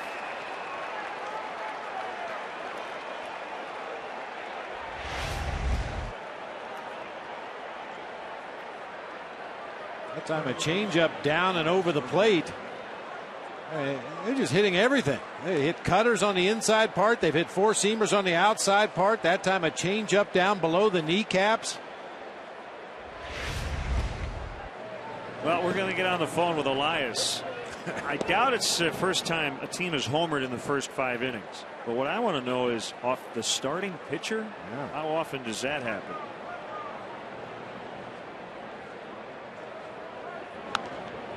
Berkman pops into right, and it's going to be caught by LaHare. Getting back to that bullpen conversation, other times you'll call down to the pen and say, get him up and get him ready as quickly as you can. And then you'll have somebody on the field try to stall for a little extra time if you want to bring that reliever in to, say, face the hitter that's in the on-deck circle. Sometimes early in the season and late in the season when it gets cold and windy, you may call down as the inning begins and just tell a couple of pitchers, start moving around. Get up off the bench, start to get some blood flow going so that when we do call down there to have you start throwing, you're already into the process.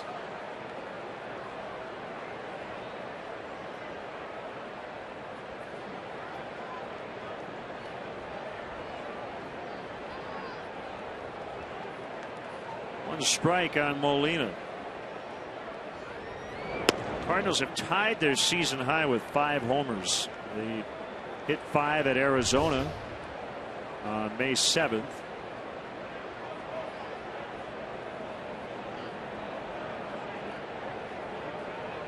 This is a new season high in terms of Cubs pitchers allowing 5. Molina lines out to end the inning. 8-6 St. Louis midway in the 5th.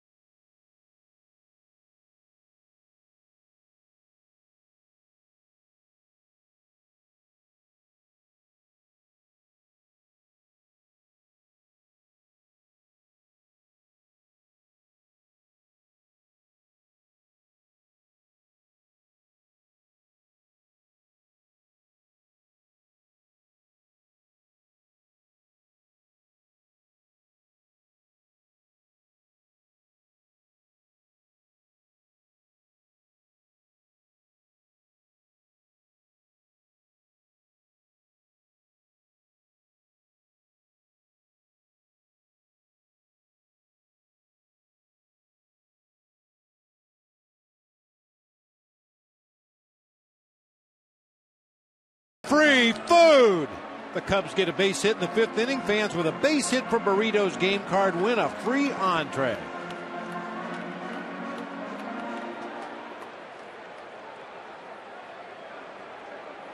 Lance Lynn surviving here into the 5th, and he has a 2-run lead. He's given up 6 runs. 3 in the 1st, 3 in the 3rd. As Belleville continues to throw, that would indicate Travis Wood is done, as he actually got through 5 today. Gave up a home run each inning.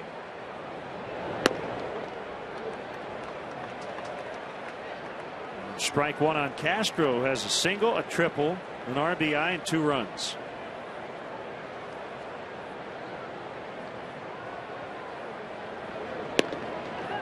How about this? The Cardinals have 8 runs in 5 innings. With runners in scoring position today, they are nothing out of nothing. They haven't had an at-bat with a runner in scoring position. They had the sac fly in the 2nd, but that doesn't count as an at-bat. 1 away.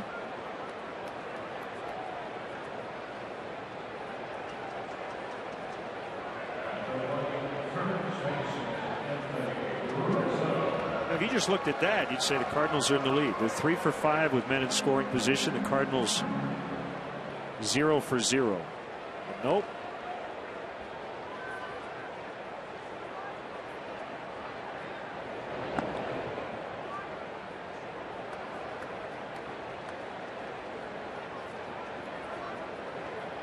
Oh, and if you're wondering what's the all-time record for most homers in a game, 2 teams combined, we're only halfway there. 6.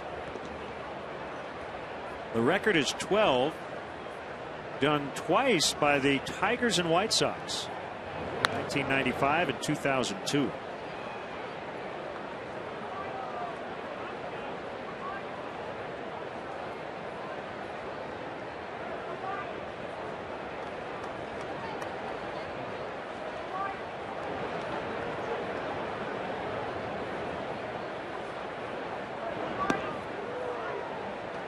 Three and 1.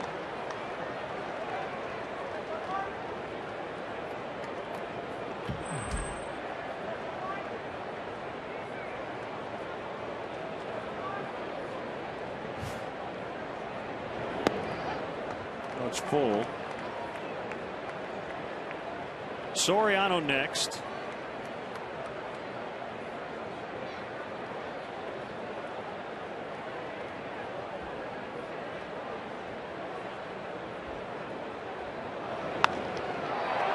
Hit well out into deep center. John Jay back. Oh. What a play! John Jay just totally robbed Anthony Rizzo of an extra base hit. That might be the catch of the year. Wow.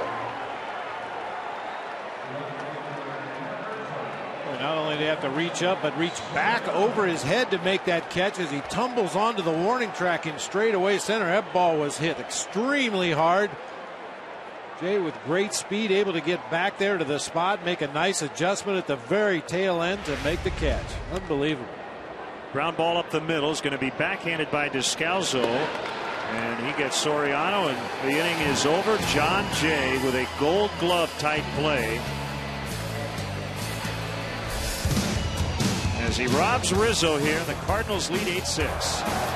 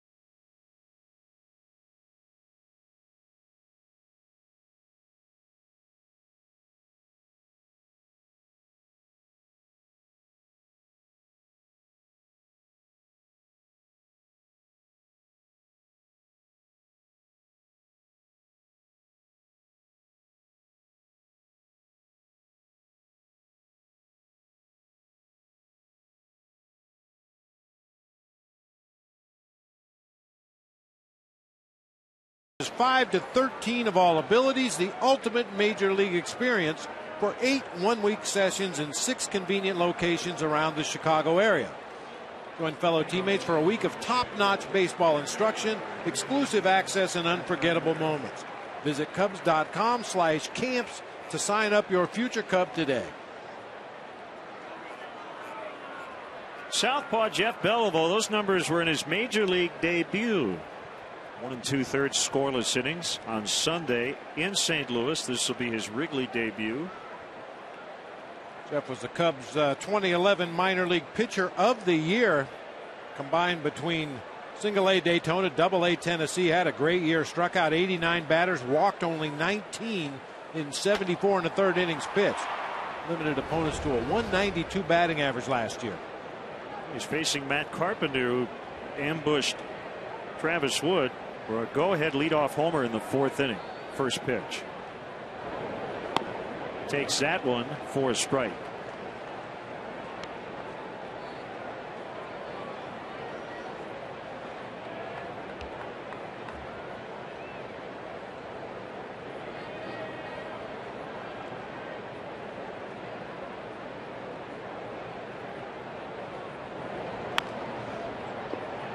Shallow left. Soriano coming on. How about some other quirky numbers? It's 8 to 6 in the 6th. Each team has left 1 on base because of all the home runs.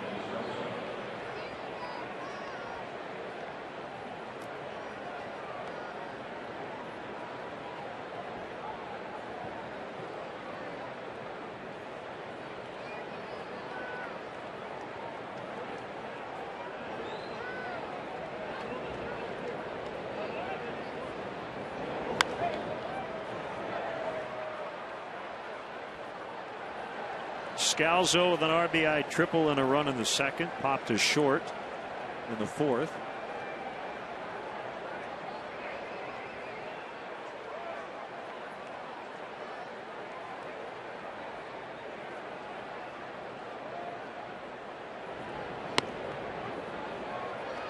Called strike 0-2.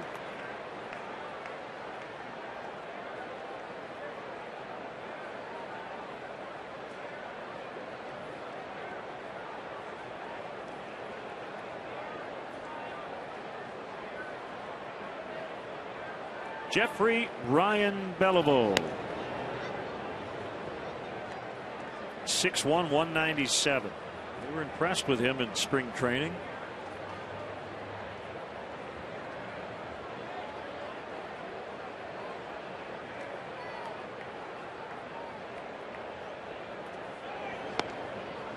It's high, 2-2 from Rhode Island. College in Boca Raton, Florida, Florida Atlantic.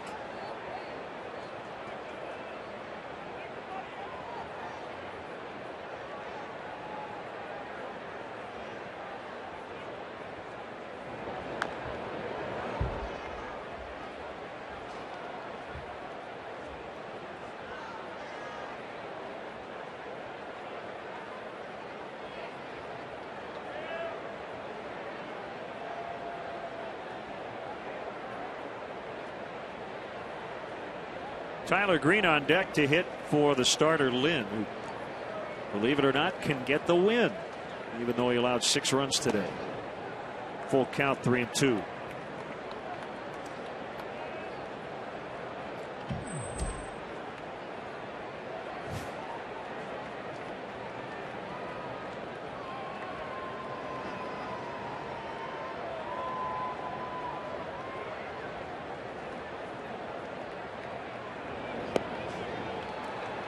Scalzo walks.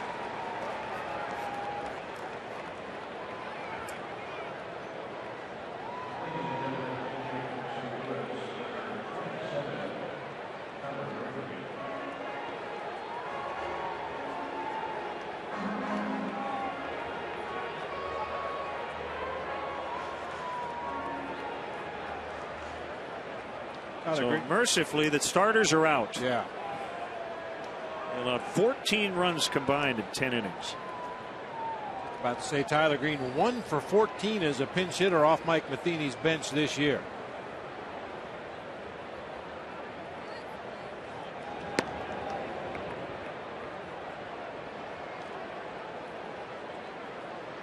And that one hit in the pinch was yesterday versus the Dodgers. 5 innings, Travis Wood, 7 hits, 8 runs, 5 homers. Lance Lynn, 5 innings, 8 hits, 6 runs, 1 homer.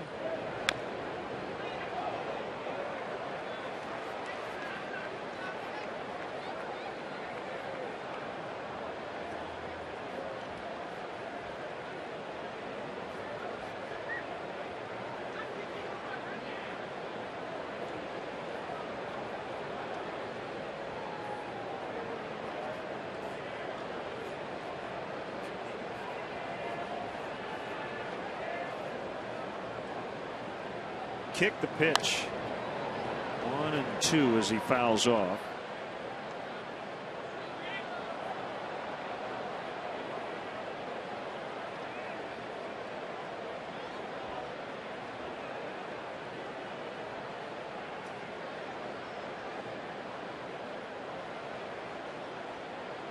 All right, the thing about a day like this, you said earlier, if you like a pitcher's duel, this is not your kind of day. We don't see a lot of days like this anymore. This used to be rather common 10 years ago.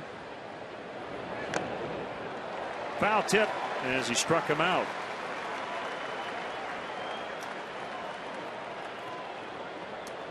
Elevated fastball that time from Beliveau. Normally likes to work down at the bottom of the zone, but really lets that one fly. Elevates it up above the letters. Tyler Green cannot lay off. Very tardy.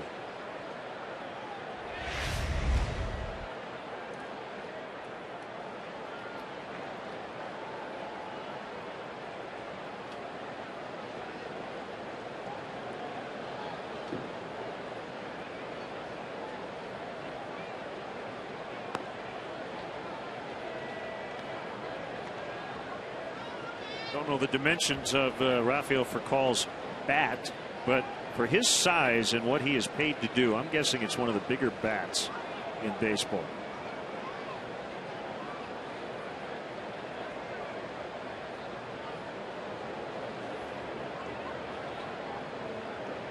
And just the eye test, you look at that bat and you think about Darwin Barney's bat, and I've actually handled that bat. It's a lot smaller than that one. And we talked about Furcal down in St. Louis on that last road trip. That really kind of held back his progress early in his career. He wanted to be a home run hitter, and he swung for the fences every time he let it go.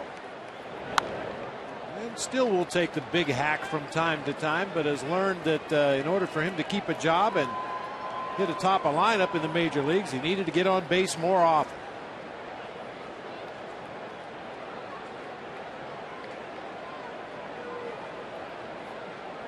Sometimes that is the absolute worst thing that can happen to a little guy. Hit a couple of home runs. Back to Ryan Theriot. Try to start hitting home runs and end up flying out to the warning track a whole bunch.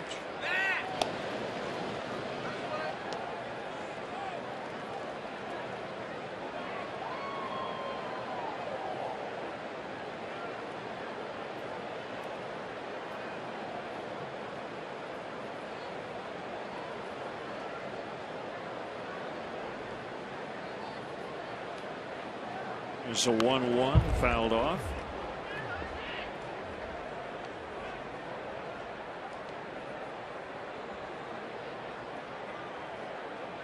Huge crowd here at the ballpark.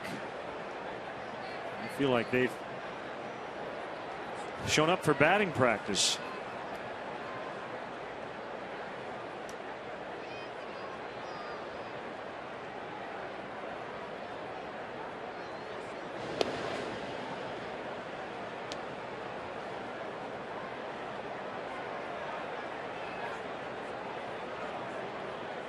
Descalso with 3 steals. 3 times he's been caught stealing.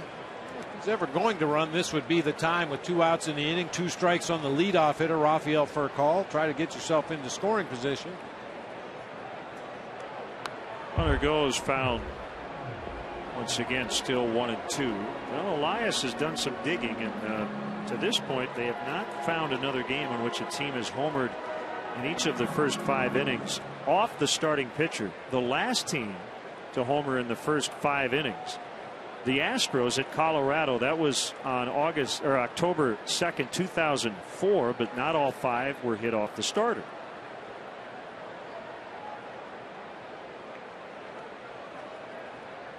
Scalzo goes again, and Furcal strikes out, and the inning is over. Belleville with a scoreless 6th. Cubs down only 2 on a day in which runs have come in bunches.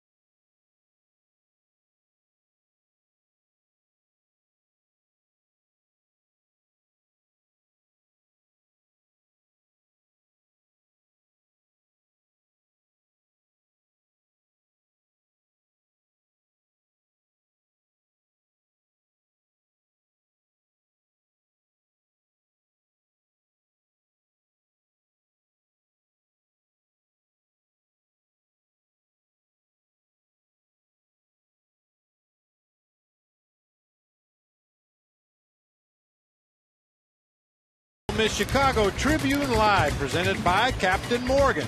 Tribune writer Bob Foltman joins host Dave Kaplan to discuss the day's hottest sports topic and set the table for the night ahead. Chicago Tribune Live tonight at 5:30 on Comcast Sportsnet.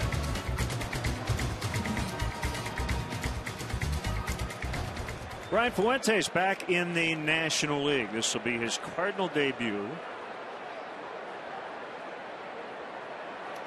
Selected on Wednesday, led the majors in saves with 48 in 2009 for the Angels, 204 in his career, most among all active left-handers. Earlier this year was with the Oakland A's.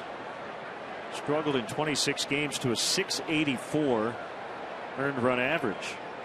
This is his first outing since June 30th at Texas. He did have 3 minor league appearances in the Cardinals organization, a couple at A-ball, 1 at AAA. As you can see from that arm angle, features a tailing fastball in the low 90s. Also throws a real good straight changeup and a slider to the lefties.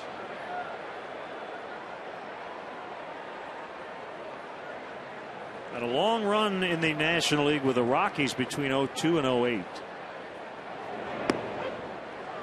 Called strike 3 to get LaHare.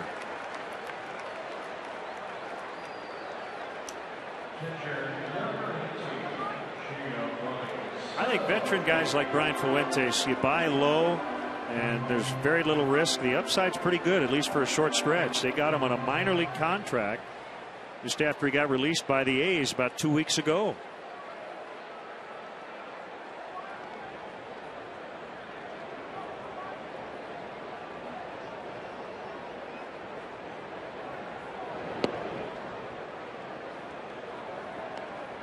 Fuentes does a real nice job of hiding the baseball. The hitters have talked for years about how tough it is to pick the ball up against Brian Fuentes. Stuff is not off the charts good. He's sneaky quick with that fastball because his delivery is so slow. Drop that breaking ball in there for a called strike on occasion, like he just did to Giovanni Soto. But for me, his best pitch has always been that straight changeup. Equally effective against righties and lefties. Just put the corn chips right on the dog, right?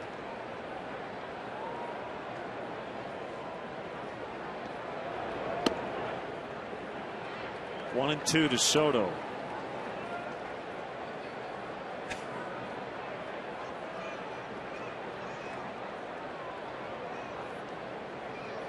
A lot of different ways to dress up a ballpark steak.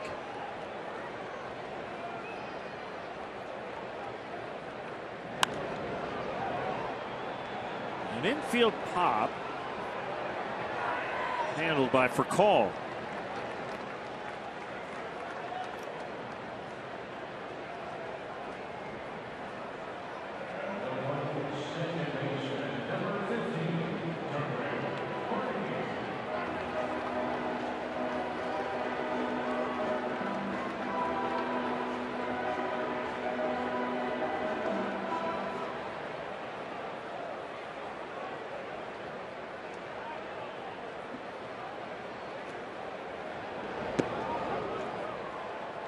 Probably already tell you. Look at Darwin Barney, and that bat pretty short.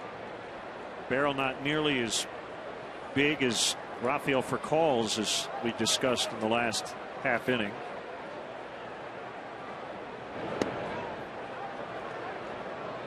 Not surprising to hear that Darwin doesn't strike out a whole lot.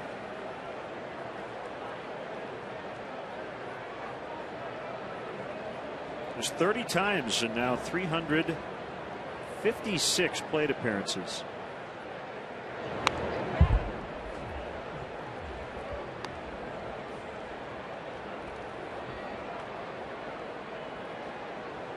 And really, the only thing that matters with a bat is how quickly can you get it through the hitting zone. If you're big enough and strong enough to swing a 35-inch, 35-ounce bat and get it through that zone quickly, you're going to get your hits. You're going to be a successful hitter. Just a matter of comfort. Certain guys feel better with a longer bat, feeling like they can cover more of the outside part of the plate. Other guys like a shorter, lighter bat because they feel like they can control the inside part of the plate. It's a matter of personal preference. Some guys like skinny handled bats, some guys like big handled bats, some guys choke up, some guys get right down on the knob.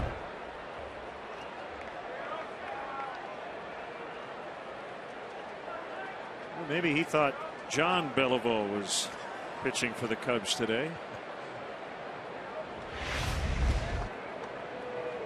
That's a change-up grip. Hides that ball so well. Comes forward with that right arm and the glove. John Barney, that rare strikeout on the change to end the inning. 2 strikeouts for Fuentes in his Cardinal debut. It's 8-6 St. Louis.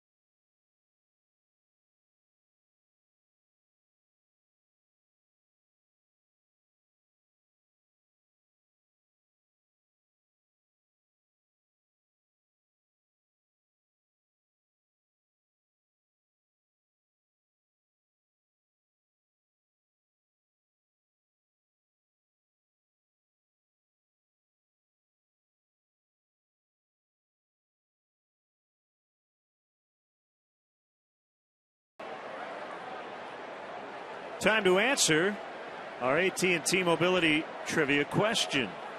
4 players from 60 to 74 with 2,000 hits, 300 homers, 1,300 RBIs. We'll give you the answer here as Manny Corpus deals a strike to John Jay.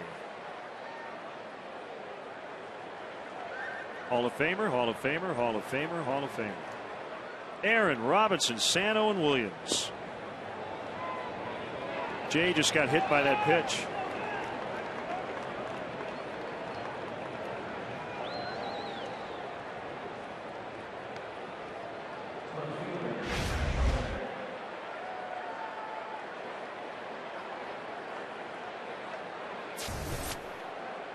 Numbers for Corpus.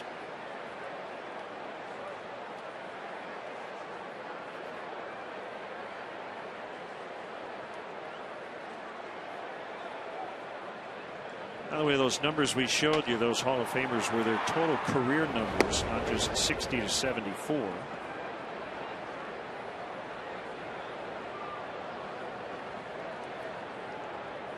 Billy Williams, number 26. He's atop the right field foul pole here at Wrigley.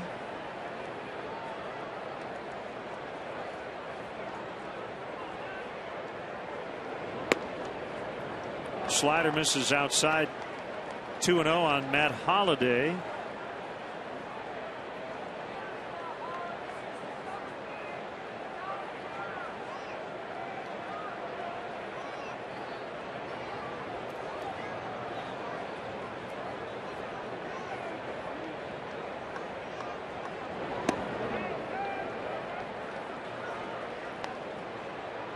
Tell you, Bob, if ever there were a day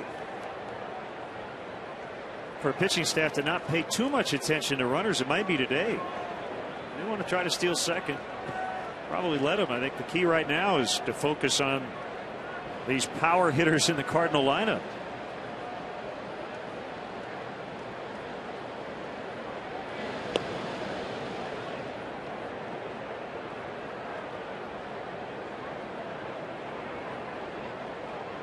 You anticipate that kind of a strategy when the wind's blowing out at Wrigley, because obviously you want your hitters to swing the bat. Any fly ball might leave the ballpark, but generally with the wind blowing in, that's when the running game becomes a little more important. Today Wrigley's playing like the wind's blowing out. Jay goes, and he's in, and he'll get third on an error.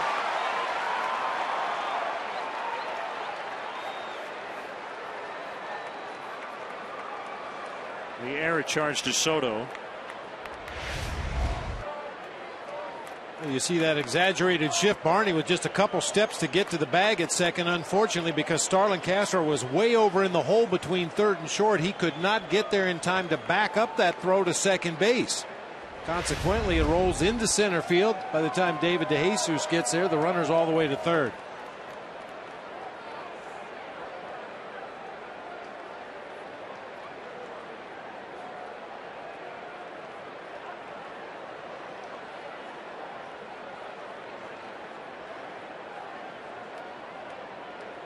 Infield in, 3-1 on Holliday. Ooh. Line shot, base hit. Corpus fortunate to get out of the way. That one came to bite. 9-6.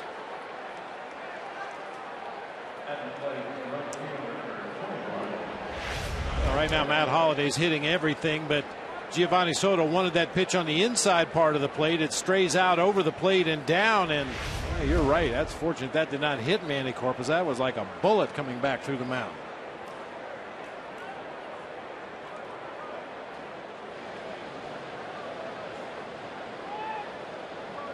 Other notes today: Travis Wood's 5 homers allowed ties a Cubs single game record.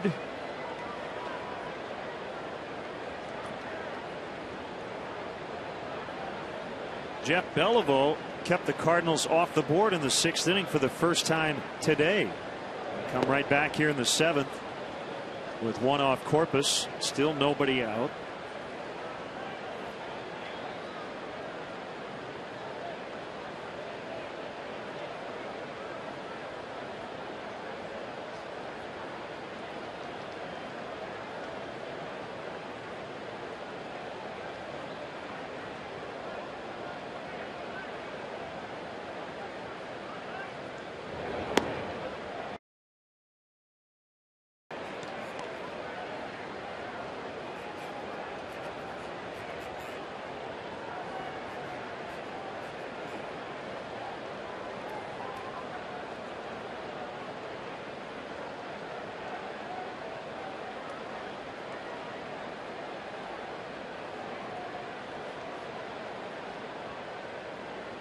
pitch.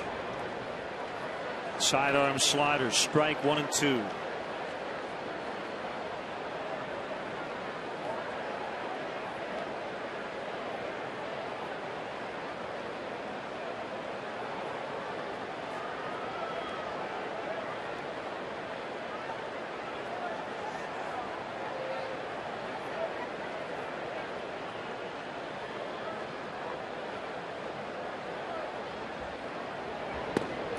One almost hit Craig.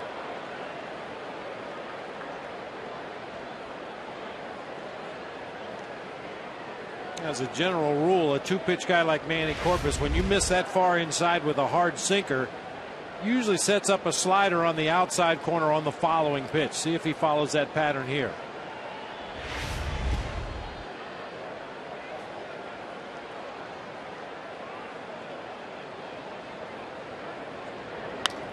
Does, and Craig will fly to right off the end of the bat.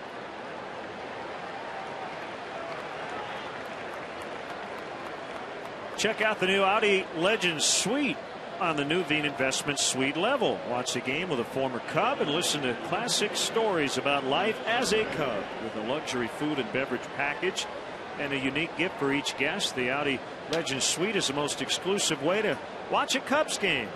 For more information, visit Cubs.com/suites.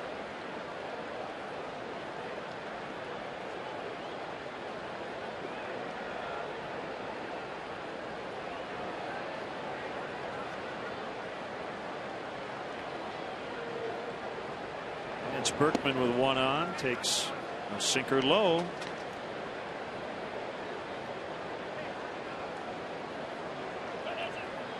Bob, the booth has been taken over by Santos. Yes, indeed. And we don't mind.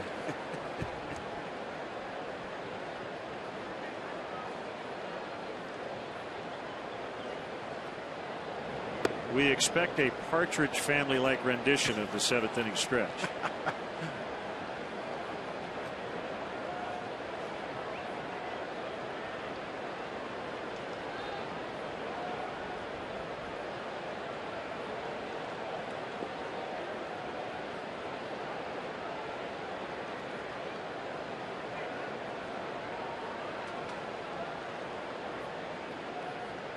Swing and a miss. 2-1 to Berkman. Berkman came into play today batting only .077 from the right side of the plate, but with the starter Travis Wood followed by the left-handed Jeff Beliveau, his first 3 at bats of this game came from the right side and doing okay. Home run, a single, scored 2, drove in 1.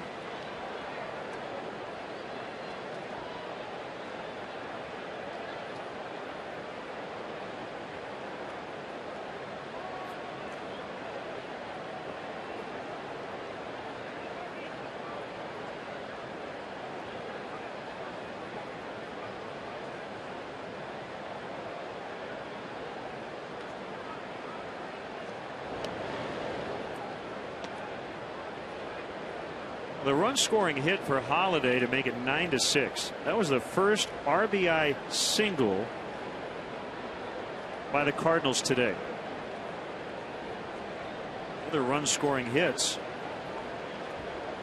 5 homers and a triple.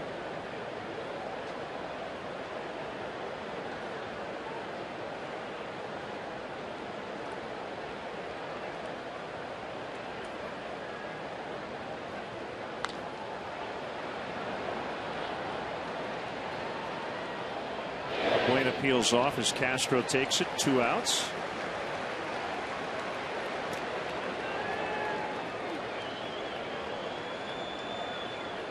And Matt Holliday at first looked like he wanted to run on that last delivery to Lance Berkman. Kind of had a false start and then had to stop. And just as he stopped, Corpus delivered the pitch to home plate.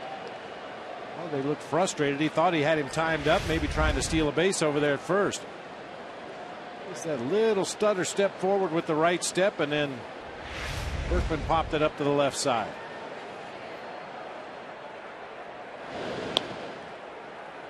He doesn't run much, only 6 attempts on the season. He's been successful 4 times, been caught twice.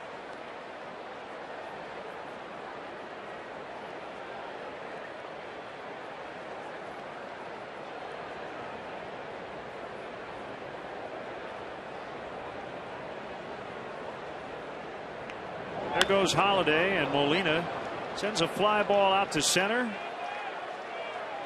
Captain Morgan, stretch time with the Santos. Today's guest conductors for Take Me Out to the Ball Game, the family of Hall of Fame third baseman Ron Santo. We all know they took too long to put him in, but the Santo kids want to thank all you great Cub fans for treating him like a Hall of Famer when he was here.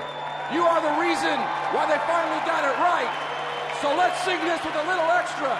To number 10, Hall of Famer Ron Santo, a 1, a 2, a 3. Take me out to the ball game. Take me out to the crowd. Buy me some peanuts and cracker jacks. I don't care if they ever get back. So it's real for the Cubbies. If they don't win, it's a shame. For It's 1, 2, 3 strikes, you're out at the old ball game. Let's get some runs and win this for number 10. Let's get the home run.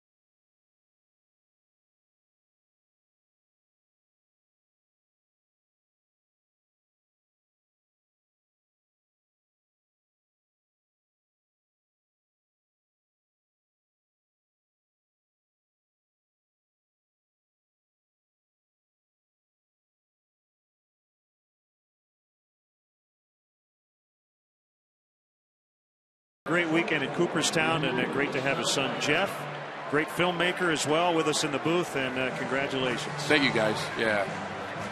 You know how we Emotional day. feel. You know how we feel. Yeah. Should have happened a long time ago, but I'm sure it was just a tremendously exciting weekend for your family. Yeah, it should have. You know, it was kind of strange being there. I won't kid you.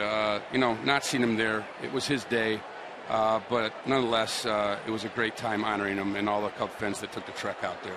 Yeah, we heard it talking to people. Pat Hughes was there, that Cooperstown was overrun by Cub and Ron Santo fans. Yeah, they really were. And it was great. The highlight was at the end where the grandkids, Sam and Spence, screwed in the plaque, you know, into Cooperstown, into the wall. Yeah, that really seals it, doesn't it? It sure That's does. when it really hits home. 2 strikes on Luis Valbuena. Barrett Browning is the new Cardinal pitcher. Jeff Baker is on deck.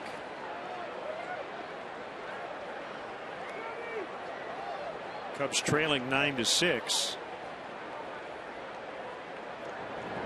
Some other highlights from last weekend, Jeff. Just experiencing the whole weekend, and Billy and Ernie, all the former teammates were there. Yeah, it was overwhelming, and then to see all the Hall of Famers. We went to a party with all the Hall of Famers that showed up, and that was interesting. But to see the great ones, Willie Mays and a few others, I almost wanted to go up and ask a few if they voted for him, but no, I stayed back. I held back.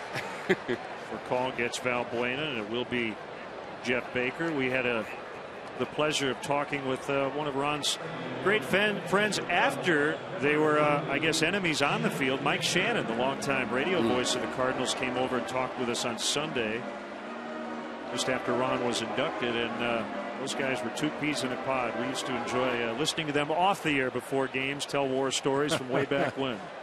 Yeah, even Rusty Staub was out there, came up to us and gave us a nice note. And I know my dad and him had some on the field problems, but they fixed that out. And it's nothing personal. My dad would always say, when he crossed those white lines, no one's your friend. It's playing the game, you know. So that's how he was. He was a hard-nosed ball player.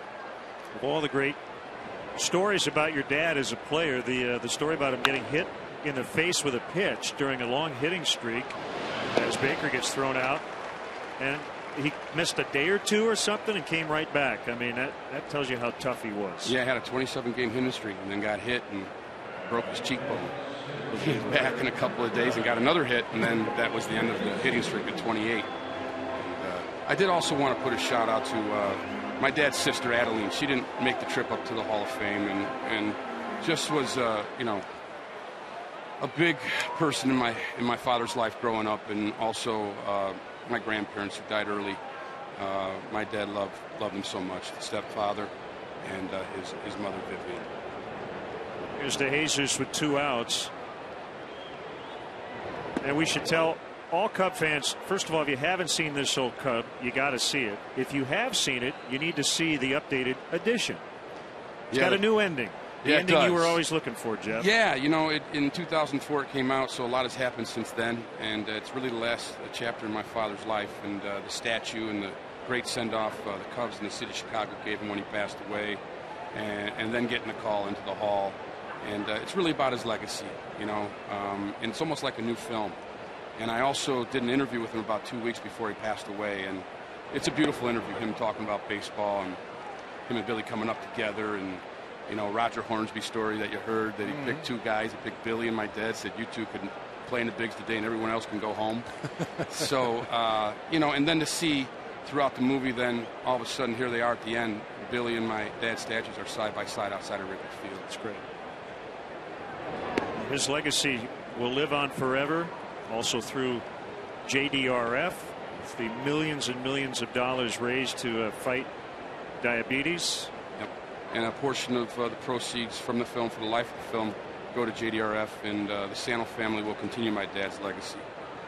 That's for sure. SanoFilms.com, by the way, if you want. Yes, SanoFilms.com, and we'll be at a special event at the Arcata Theater tomorrow night, showing a screening of this old Cub special edition. My brother, my sister, and myself. Oh, so we're looking forward to that in St. Charles, Illinois. Make sure you can check it out. Jeff Sano representing the Sano family. Congratulations. What a great honor. Well deserved. Thanks, Len. Thanks, Bob.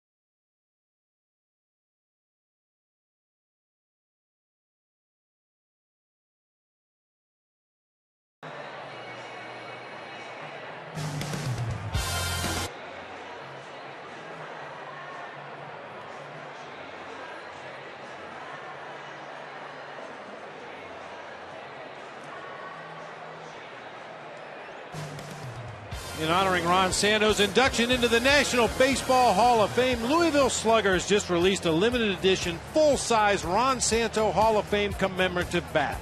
Get yours today at BigTimeBats.com or by calling 866-280-BATS. Here's left-hander James Russell facing Matt Carpenter to start the 8th. 9-6, the Cardinals have the lead.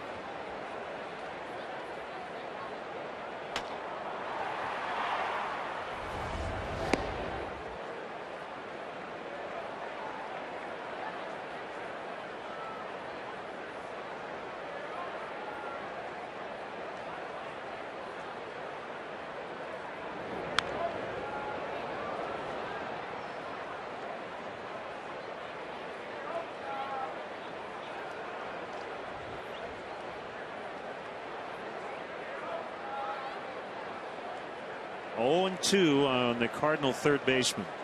See if David Freese is back in there tomorrow. He had 3 hits yesterday before leaving with some cramping in his right calf. And we have not seen him in action yet today.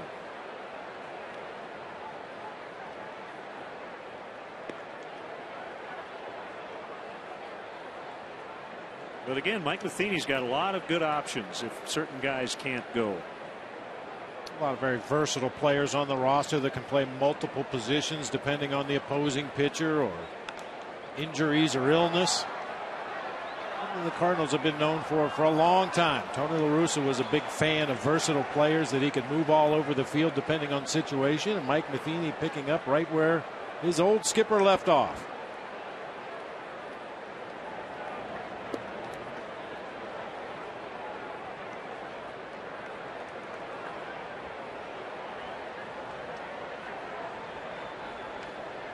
Nicely done, sir.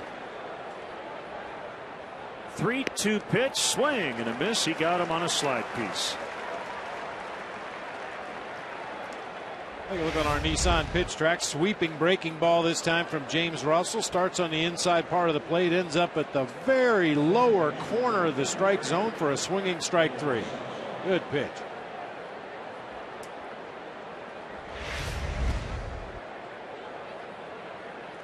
Now to Scalzo.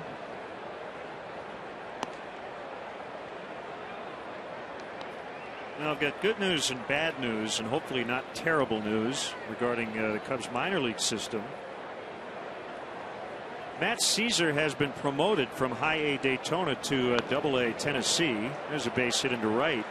Unfortunately, Bob, the reason he's going there is because Jae-Hoon Ha had a collision with a wall, and the wall usually wins. Don't know the extent of the injury, but I know you were telling me that he was down for quite a while last night. Yeah, it was not a pretty thing to see. I was watching the Smokies game against the Jacksonville Suns last night. He was chasing a foul ball down the right field line, and very similar to Wrigley, the side walls came right out to the foul line, and Jae-Hoon Ha tried to protect himself with his hands as he got over there near that wall. Unfortunately, the top 6 inches or so of the wall was not padded. It was concrete. And that's where his chin, his jaw, his face, not sure exactly what hit first. But he was on the ground for the better part of 20 minutes before being taken away by local EMT crews to a local hospital. And we haven't heard an update yet, but obviously keeping our fingers crossed for good news on that respect. We hope it's not a bad concussion, but so far no fractures, what we've heard.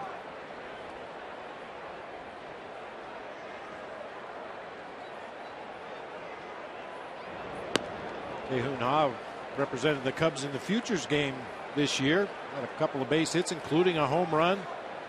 Tremendously fast outfielder. Covers a lot of ground. 2 strikes on the pinch hitting Skip Schumacher.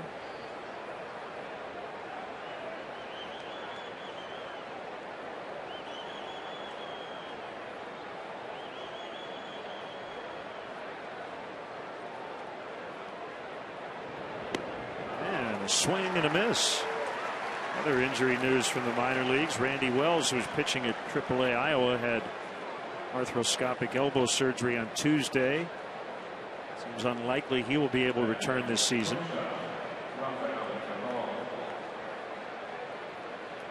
For Call, 0 for 4, but his team has scored 9 times.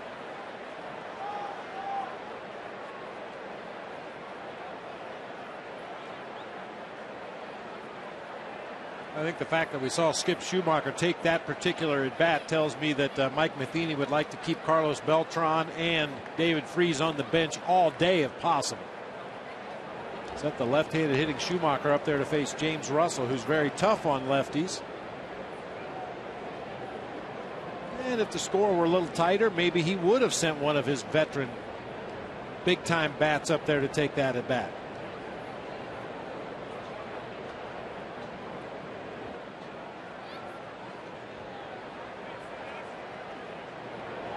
Runner goes, and no throw from Soto.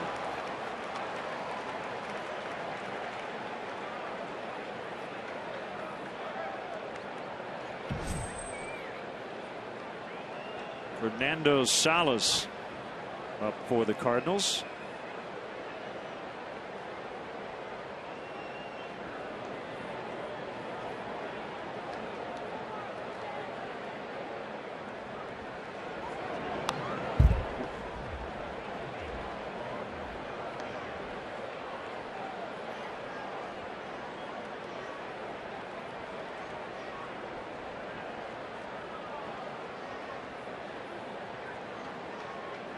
I think Rafael Furcal's carrying his wallet in his back pocket, is he?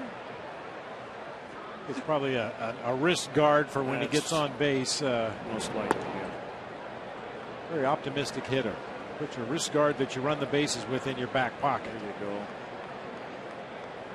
I'm going with wallet.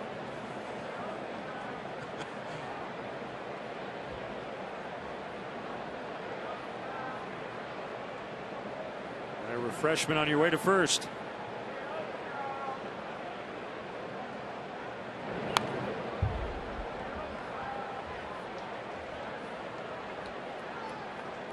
Tickets are still available for the 2012 Cubs season, including the next series against the division rival Pirates beginning Monday here at Wrigley Field. To purchase tickets, visit Cubs.com, call 1-800-THE-CUBS, or visit the Wrigley Field box office. The series starts Monday night.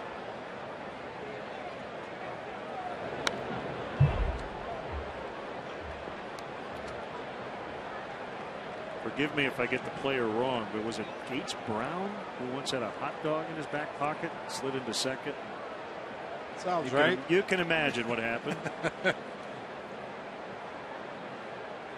Somebody asked me one time when I was the bullpen coach for the San Francisco Giants, what's your job? And I said, to make sure when the guys go in the game, they don't have mustard on their uniform. These guys down in the bullpen have been known to trade a baseball for a hot dog from time to time.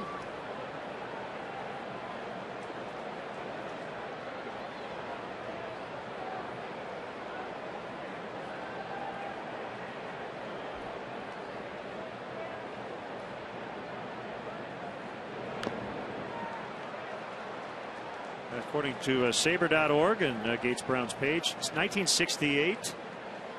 Manager was Mayo Smith. I guess he used Brown as a pinch hitter way earlier than normal. Sitting at the end of the dugout eating a couple of hot dogs. It was a fifth inning. So he quickly put the hot dogs down his shirt before heading to the plate. And he said it was the only time he ever hoped he had struck out. Instead, he got a double, slid head first into second. Oh, man. A hot dog casserole. Mustard and squashed meat all over him, he said. Swing and a miss to end the inning. 3 strikeouts for Russell as he strands Descalso at second.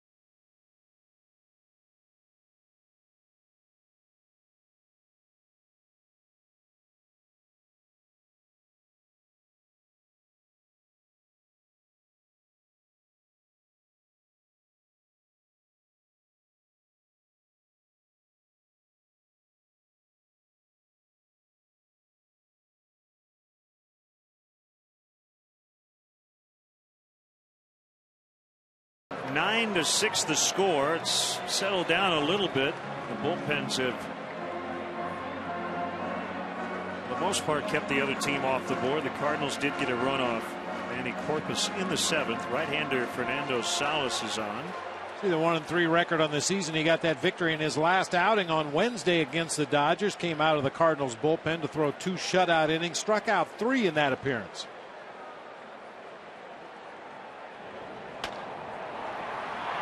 He'd like to have fun with his last name, as Harry would say. Backwards, it's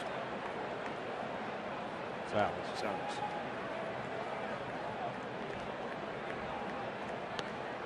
And a strike to Castro. Starlin 2 hits, 3 tries.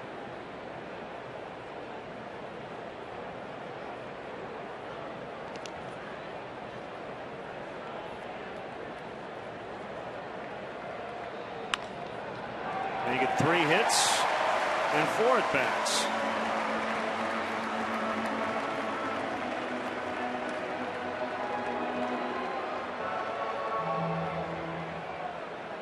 I don't think we've seen a better defensive play all year. The Home Depot doing more on defense. Watch the little adjustment right at the end for John Jay. Yeah, we've talked about that wind that continues to blow in from right center field. Jay looked like he was on a beeline to where he thought the ball was going to end up, but that wind pushed it back over his head a little bit farther.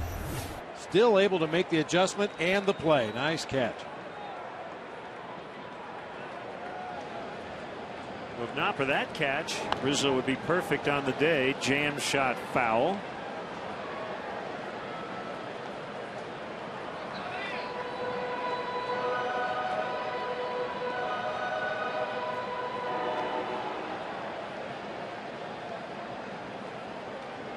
Check with Elias. This is a first today. The team hitting a homer in each of the first 5 innings against the opposing starting pitcher. Furthermore, as Rizzo hits another ball hard, but for an out.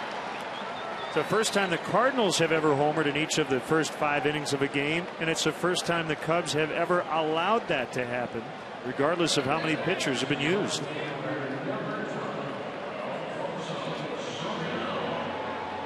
One out, here's Soriano.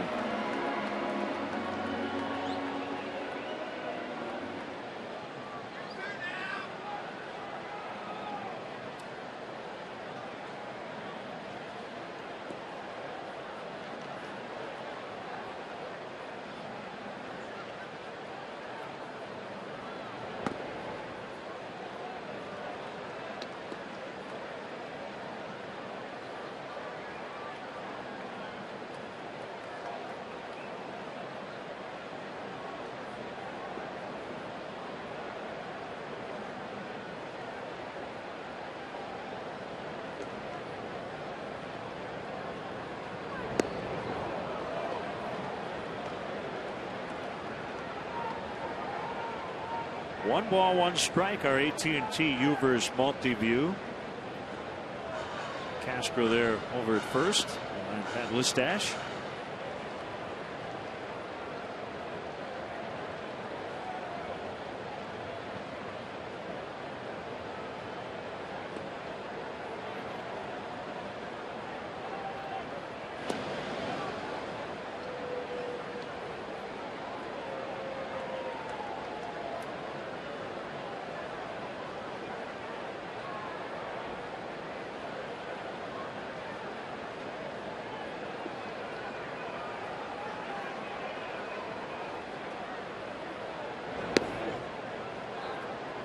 The outside corner.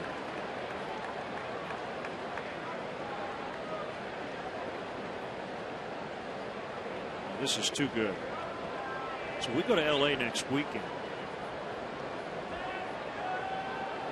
The Dodgers have recalled pitcher Stephen Fife to start tonight against the Giants. You got to have Stephen Fife against Darwin Barton, don't you? At some point. Barney Fife matchup. Yeah, absolutely. Like it. He's going to face Matt Cain of the Giants.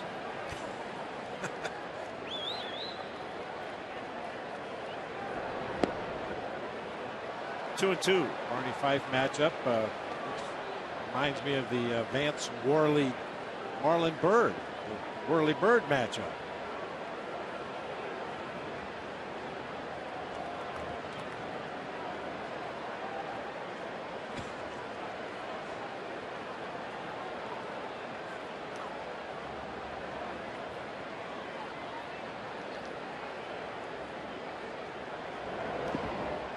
Full count, 3-2.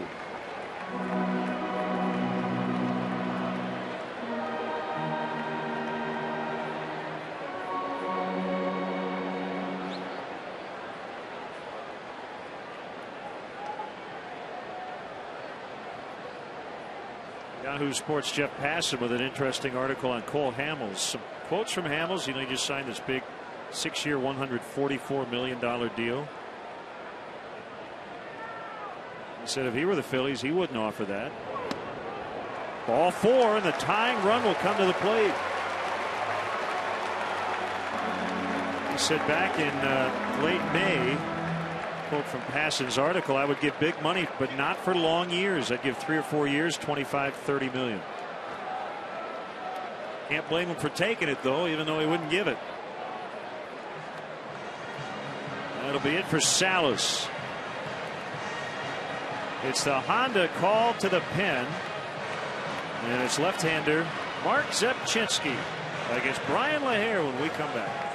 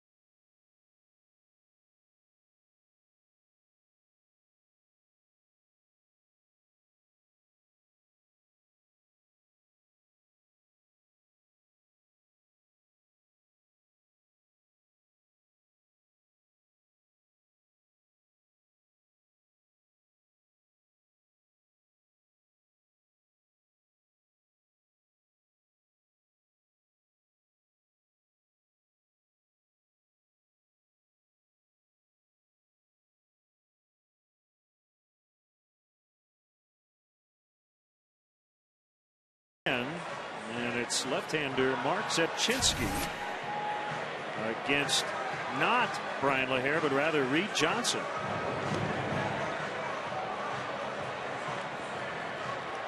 So right, he's hitting .321 against the Cardinal left-hander. Fastball, slider, changeup combination. Might see some changeups to Reed Johnson. Rarely throws a changeup to a left-handed hitter.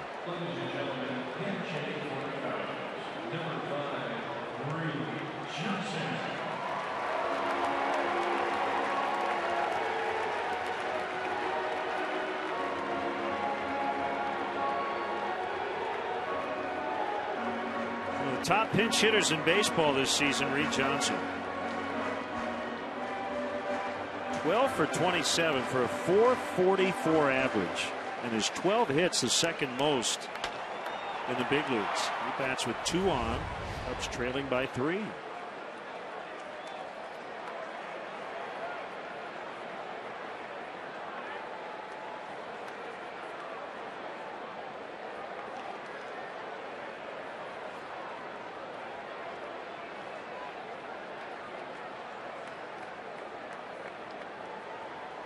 Castro at second, Soriano at first, and the pitch.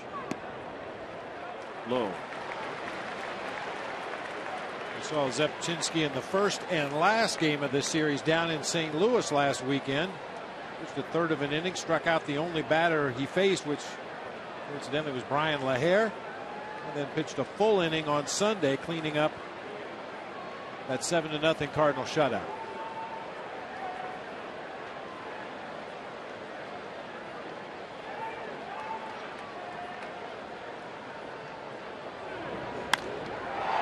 Deep to center.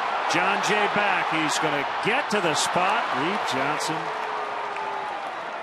gets into a very loud out. First and third, 2 down.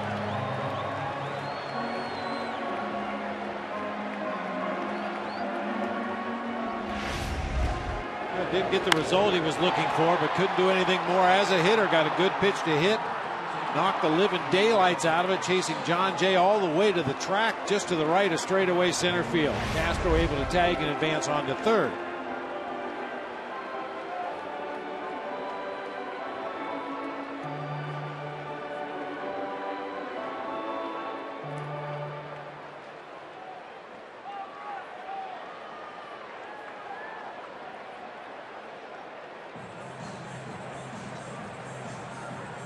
Paid crowd today, 40,778.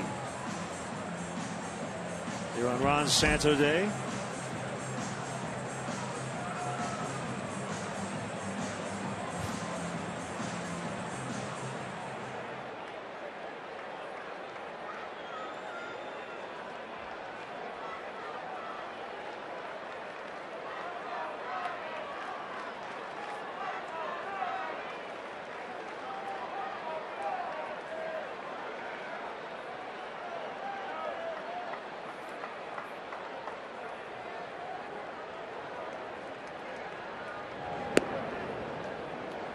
Fastball away.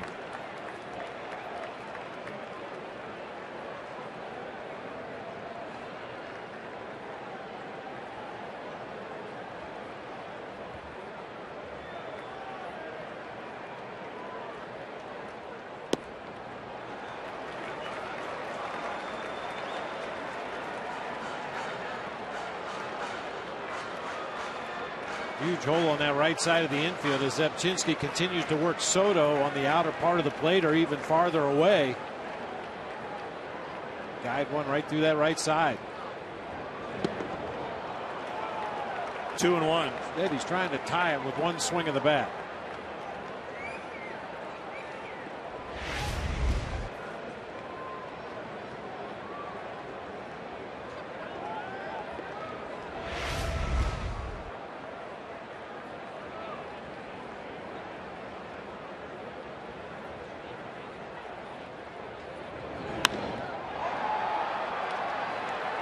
Jay coming in a few steps to end the inning.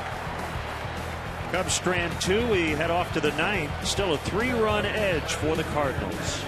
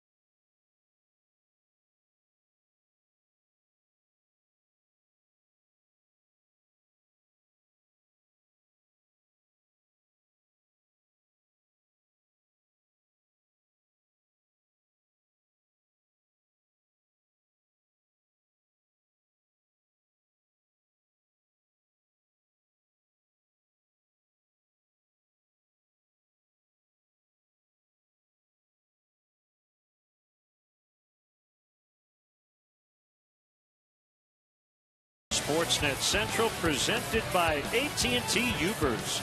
Coming up tonight at 6:30, live from Bourbonnais, Bears training camp. Also a sit down with Patrick Sharp. Join Chris Bowden for Sportsnet Central, presented by AT&T U-Verse tonight at 6:30, only on Comcast Sportsnet. Fans' best friend. Here's Johnson, who pinch hit for LaHare. He's going to play right. And right-hander Sean Camp on the mound.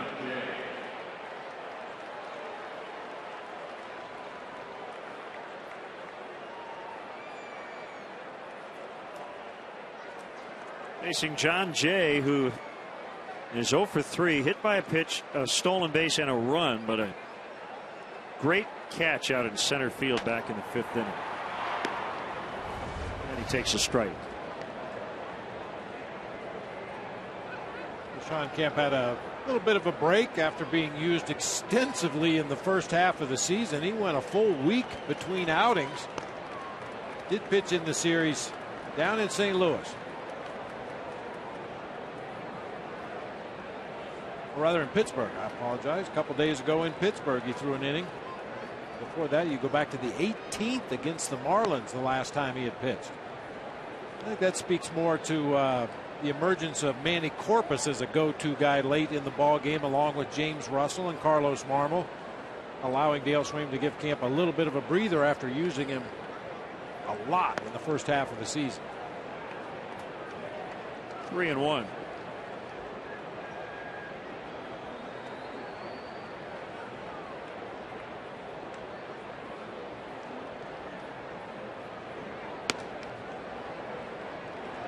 A leadoff walk.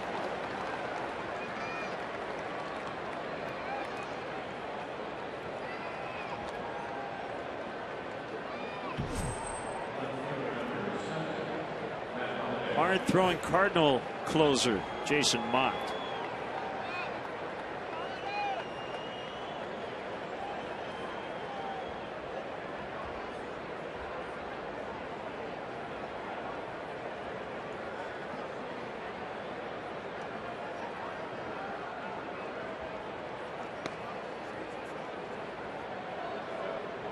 Inside to Holiday.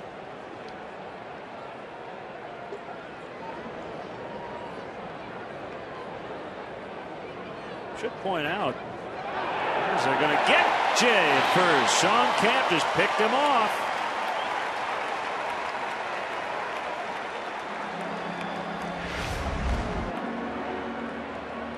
Just caught him trying to take his lead. Got that foot off the ground. Good timing by Sean Camp to catch John Jay in the middle of his leadoff, and good snap throw and snap tag by Anthony Rizzo for the out at first.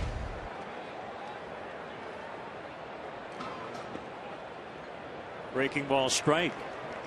Jason Mott has blown 2 save chances against the Cubs this season. Here at Wrigley Field on April 23rd, gave up 2 runs and took the loss. Gave up 1 run, blew the save on May 15th in St. Louis, but he did get the win.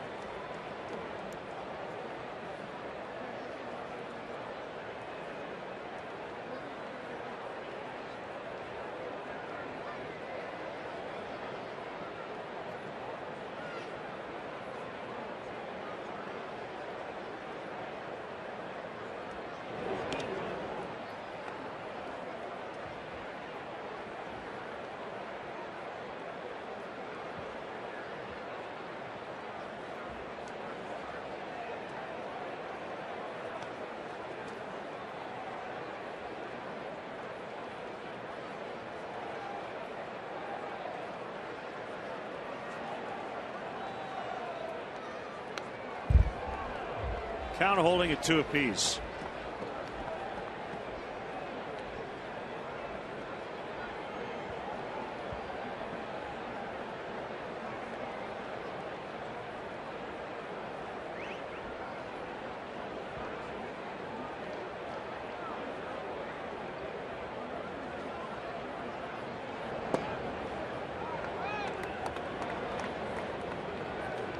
Carlos Zambrano scheduled to pitch tonight for the Miami Marlins. 5-8 with a 4.42.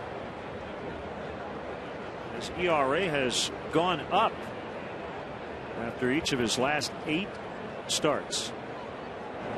Walked 6 guys in his last outing. Holiday singles into center. He has 3 hits. Toronto will face the San Diego Padres' Kip Wells for the Pods tonight. Cole Hamels and Ben Sheets. Should be a good one in Atlanta. Phillies and Braves.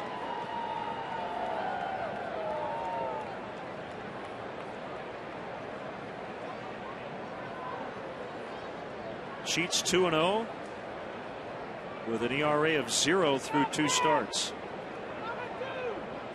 It's after missing 2 years.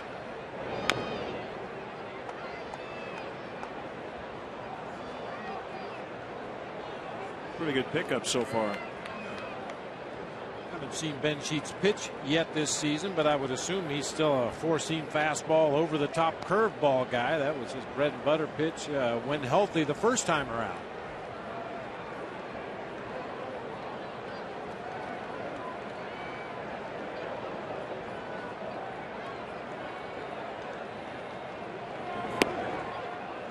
On the outside, 0-2 on Alan Craig.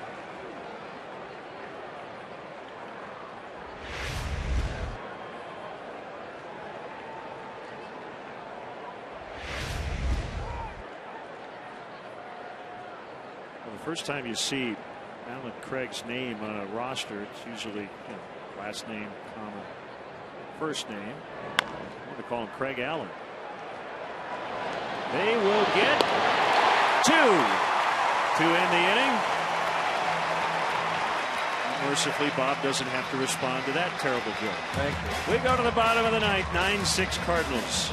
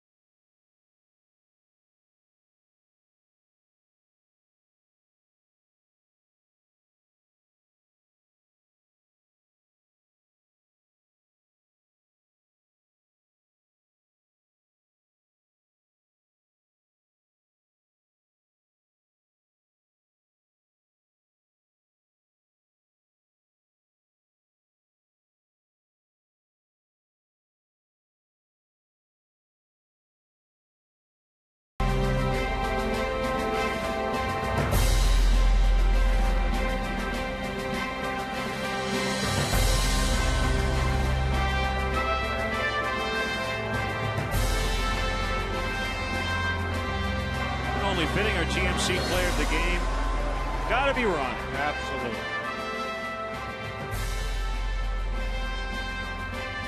Hall of Fame career. 5 times won the Gold Glove. 9 times was an All-Star.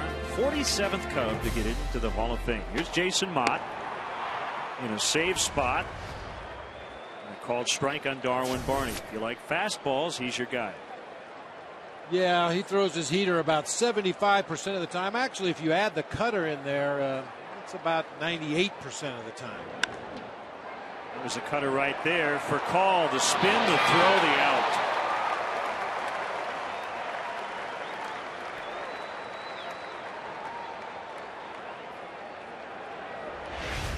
nice play by the veteran Rafael Furcal, showing his range up the middle of the field. Barely gets to that hard grounder. Good body control to spin around, pick up his target, and he's always had one of the stronger throwing arms in baseball.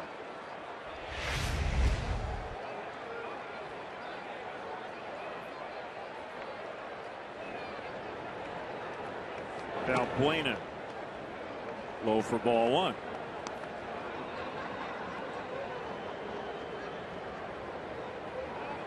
Precariously close to dropping below 200. 0 for his last 19.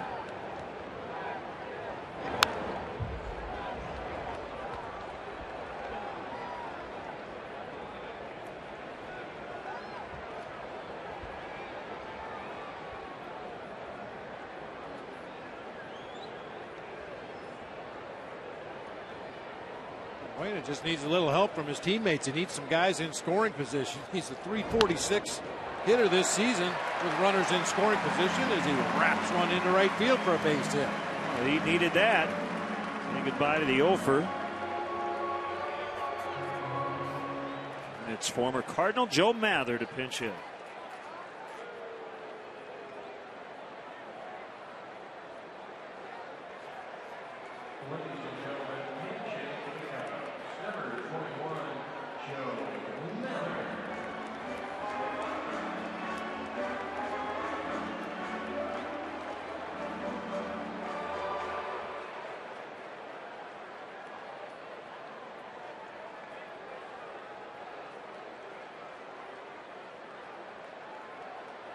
Mather 2 for 15 with a home run this season as a pinch hitter. 250 in his career with 3 home runs.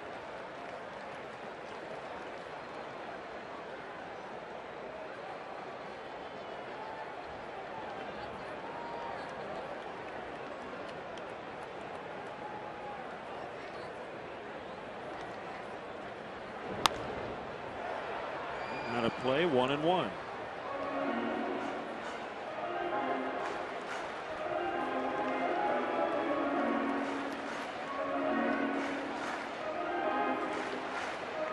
Right sleeve of Dale Swaim and Jamie Quirk. Cubs with that number 10 patch. Trying to come back late here in the ninth.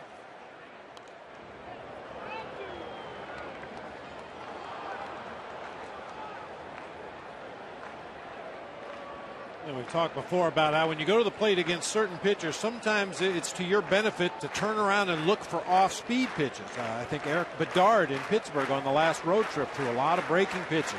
Cubs made a nice adjustment, went to the plate looking for that off-speed pitch. Here's Jason Mott. Get it ready. He's going to throw you a fastball, either the four-seamer in the high 90s or the cutter in the low to mid 90s.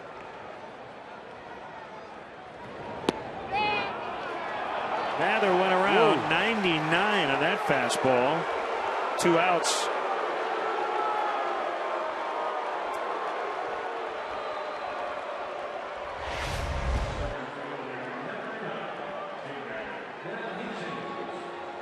Try to slow down a 99-mile-per-hour fastball just below the bottom of the knees.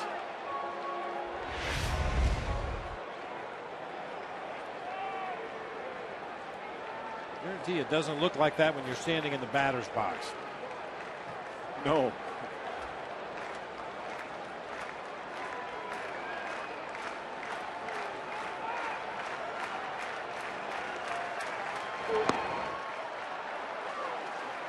Jesus knows his role here, just to get on base. Cubs don't necessarily need a hit or a home run. They just need him to not end the game.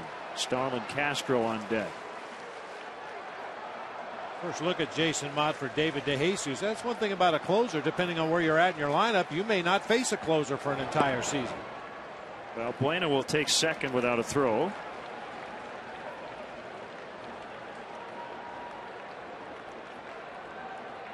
Defensive indifference. As we like to write in our book, WC. Who cares? Who cares?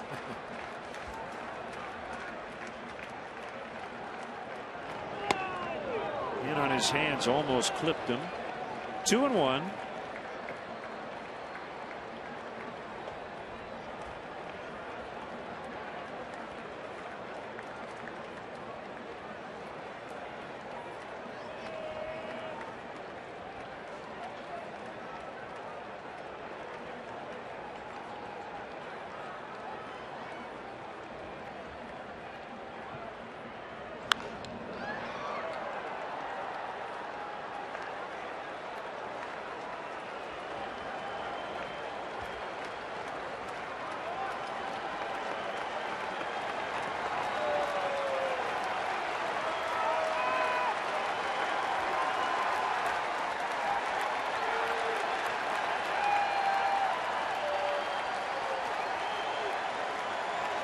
2-2 on DeJesus. Not at the belt. Here it is. Another one almost hit DeJesus. Some pitchers you may hang in there, but tougher against Mott. Start to think about broken bones.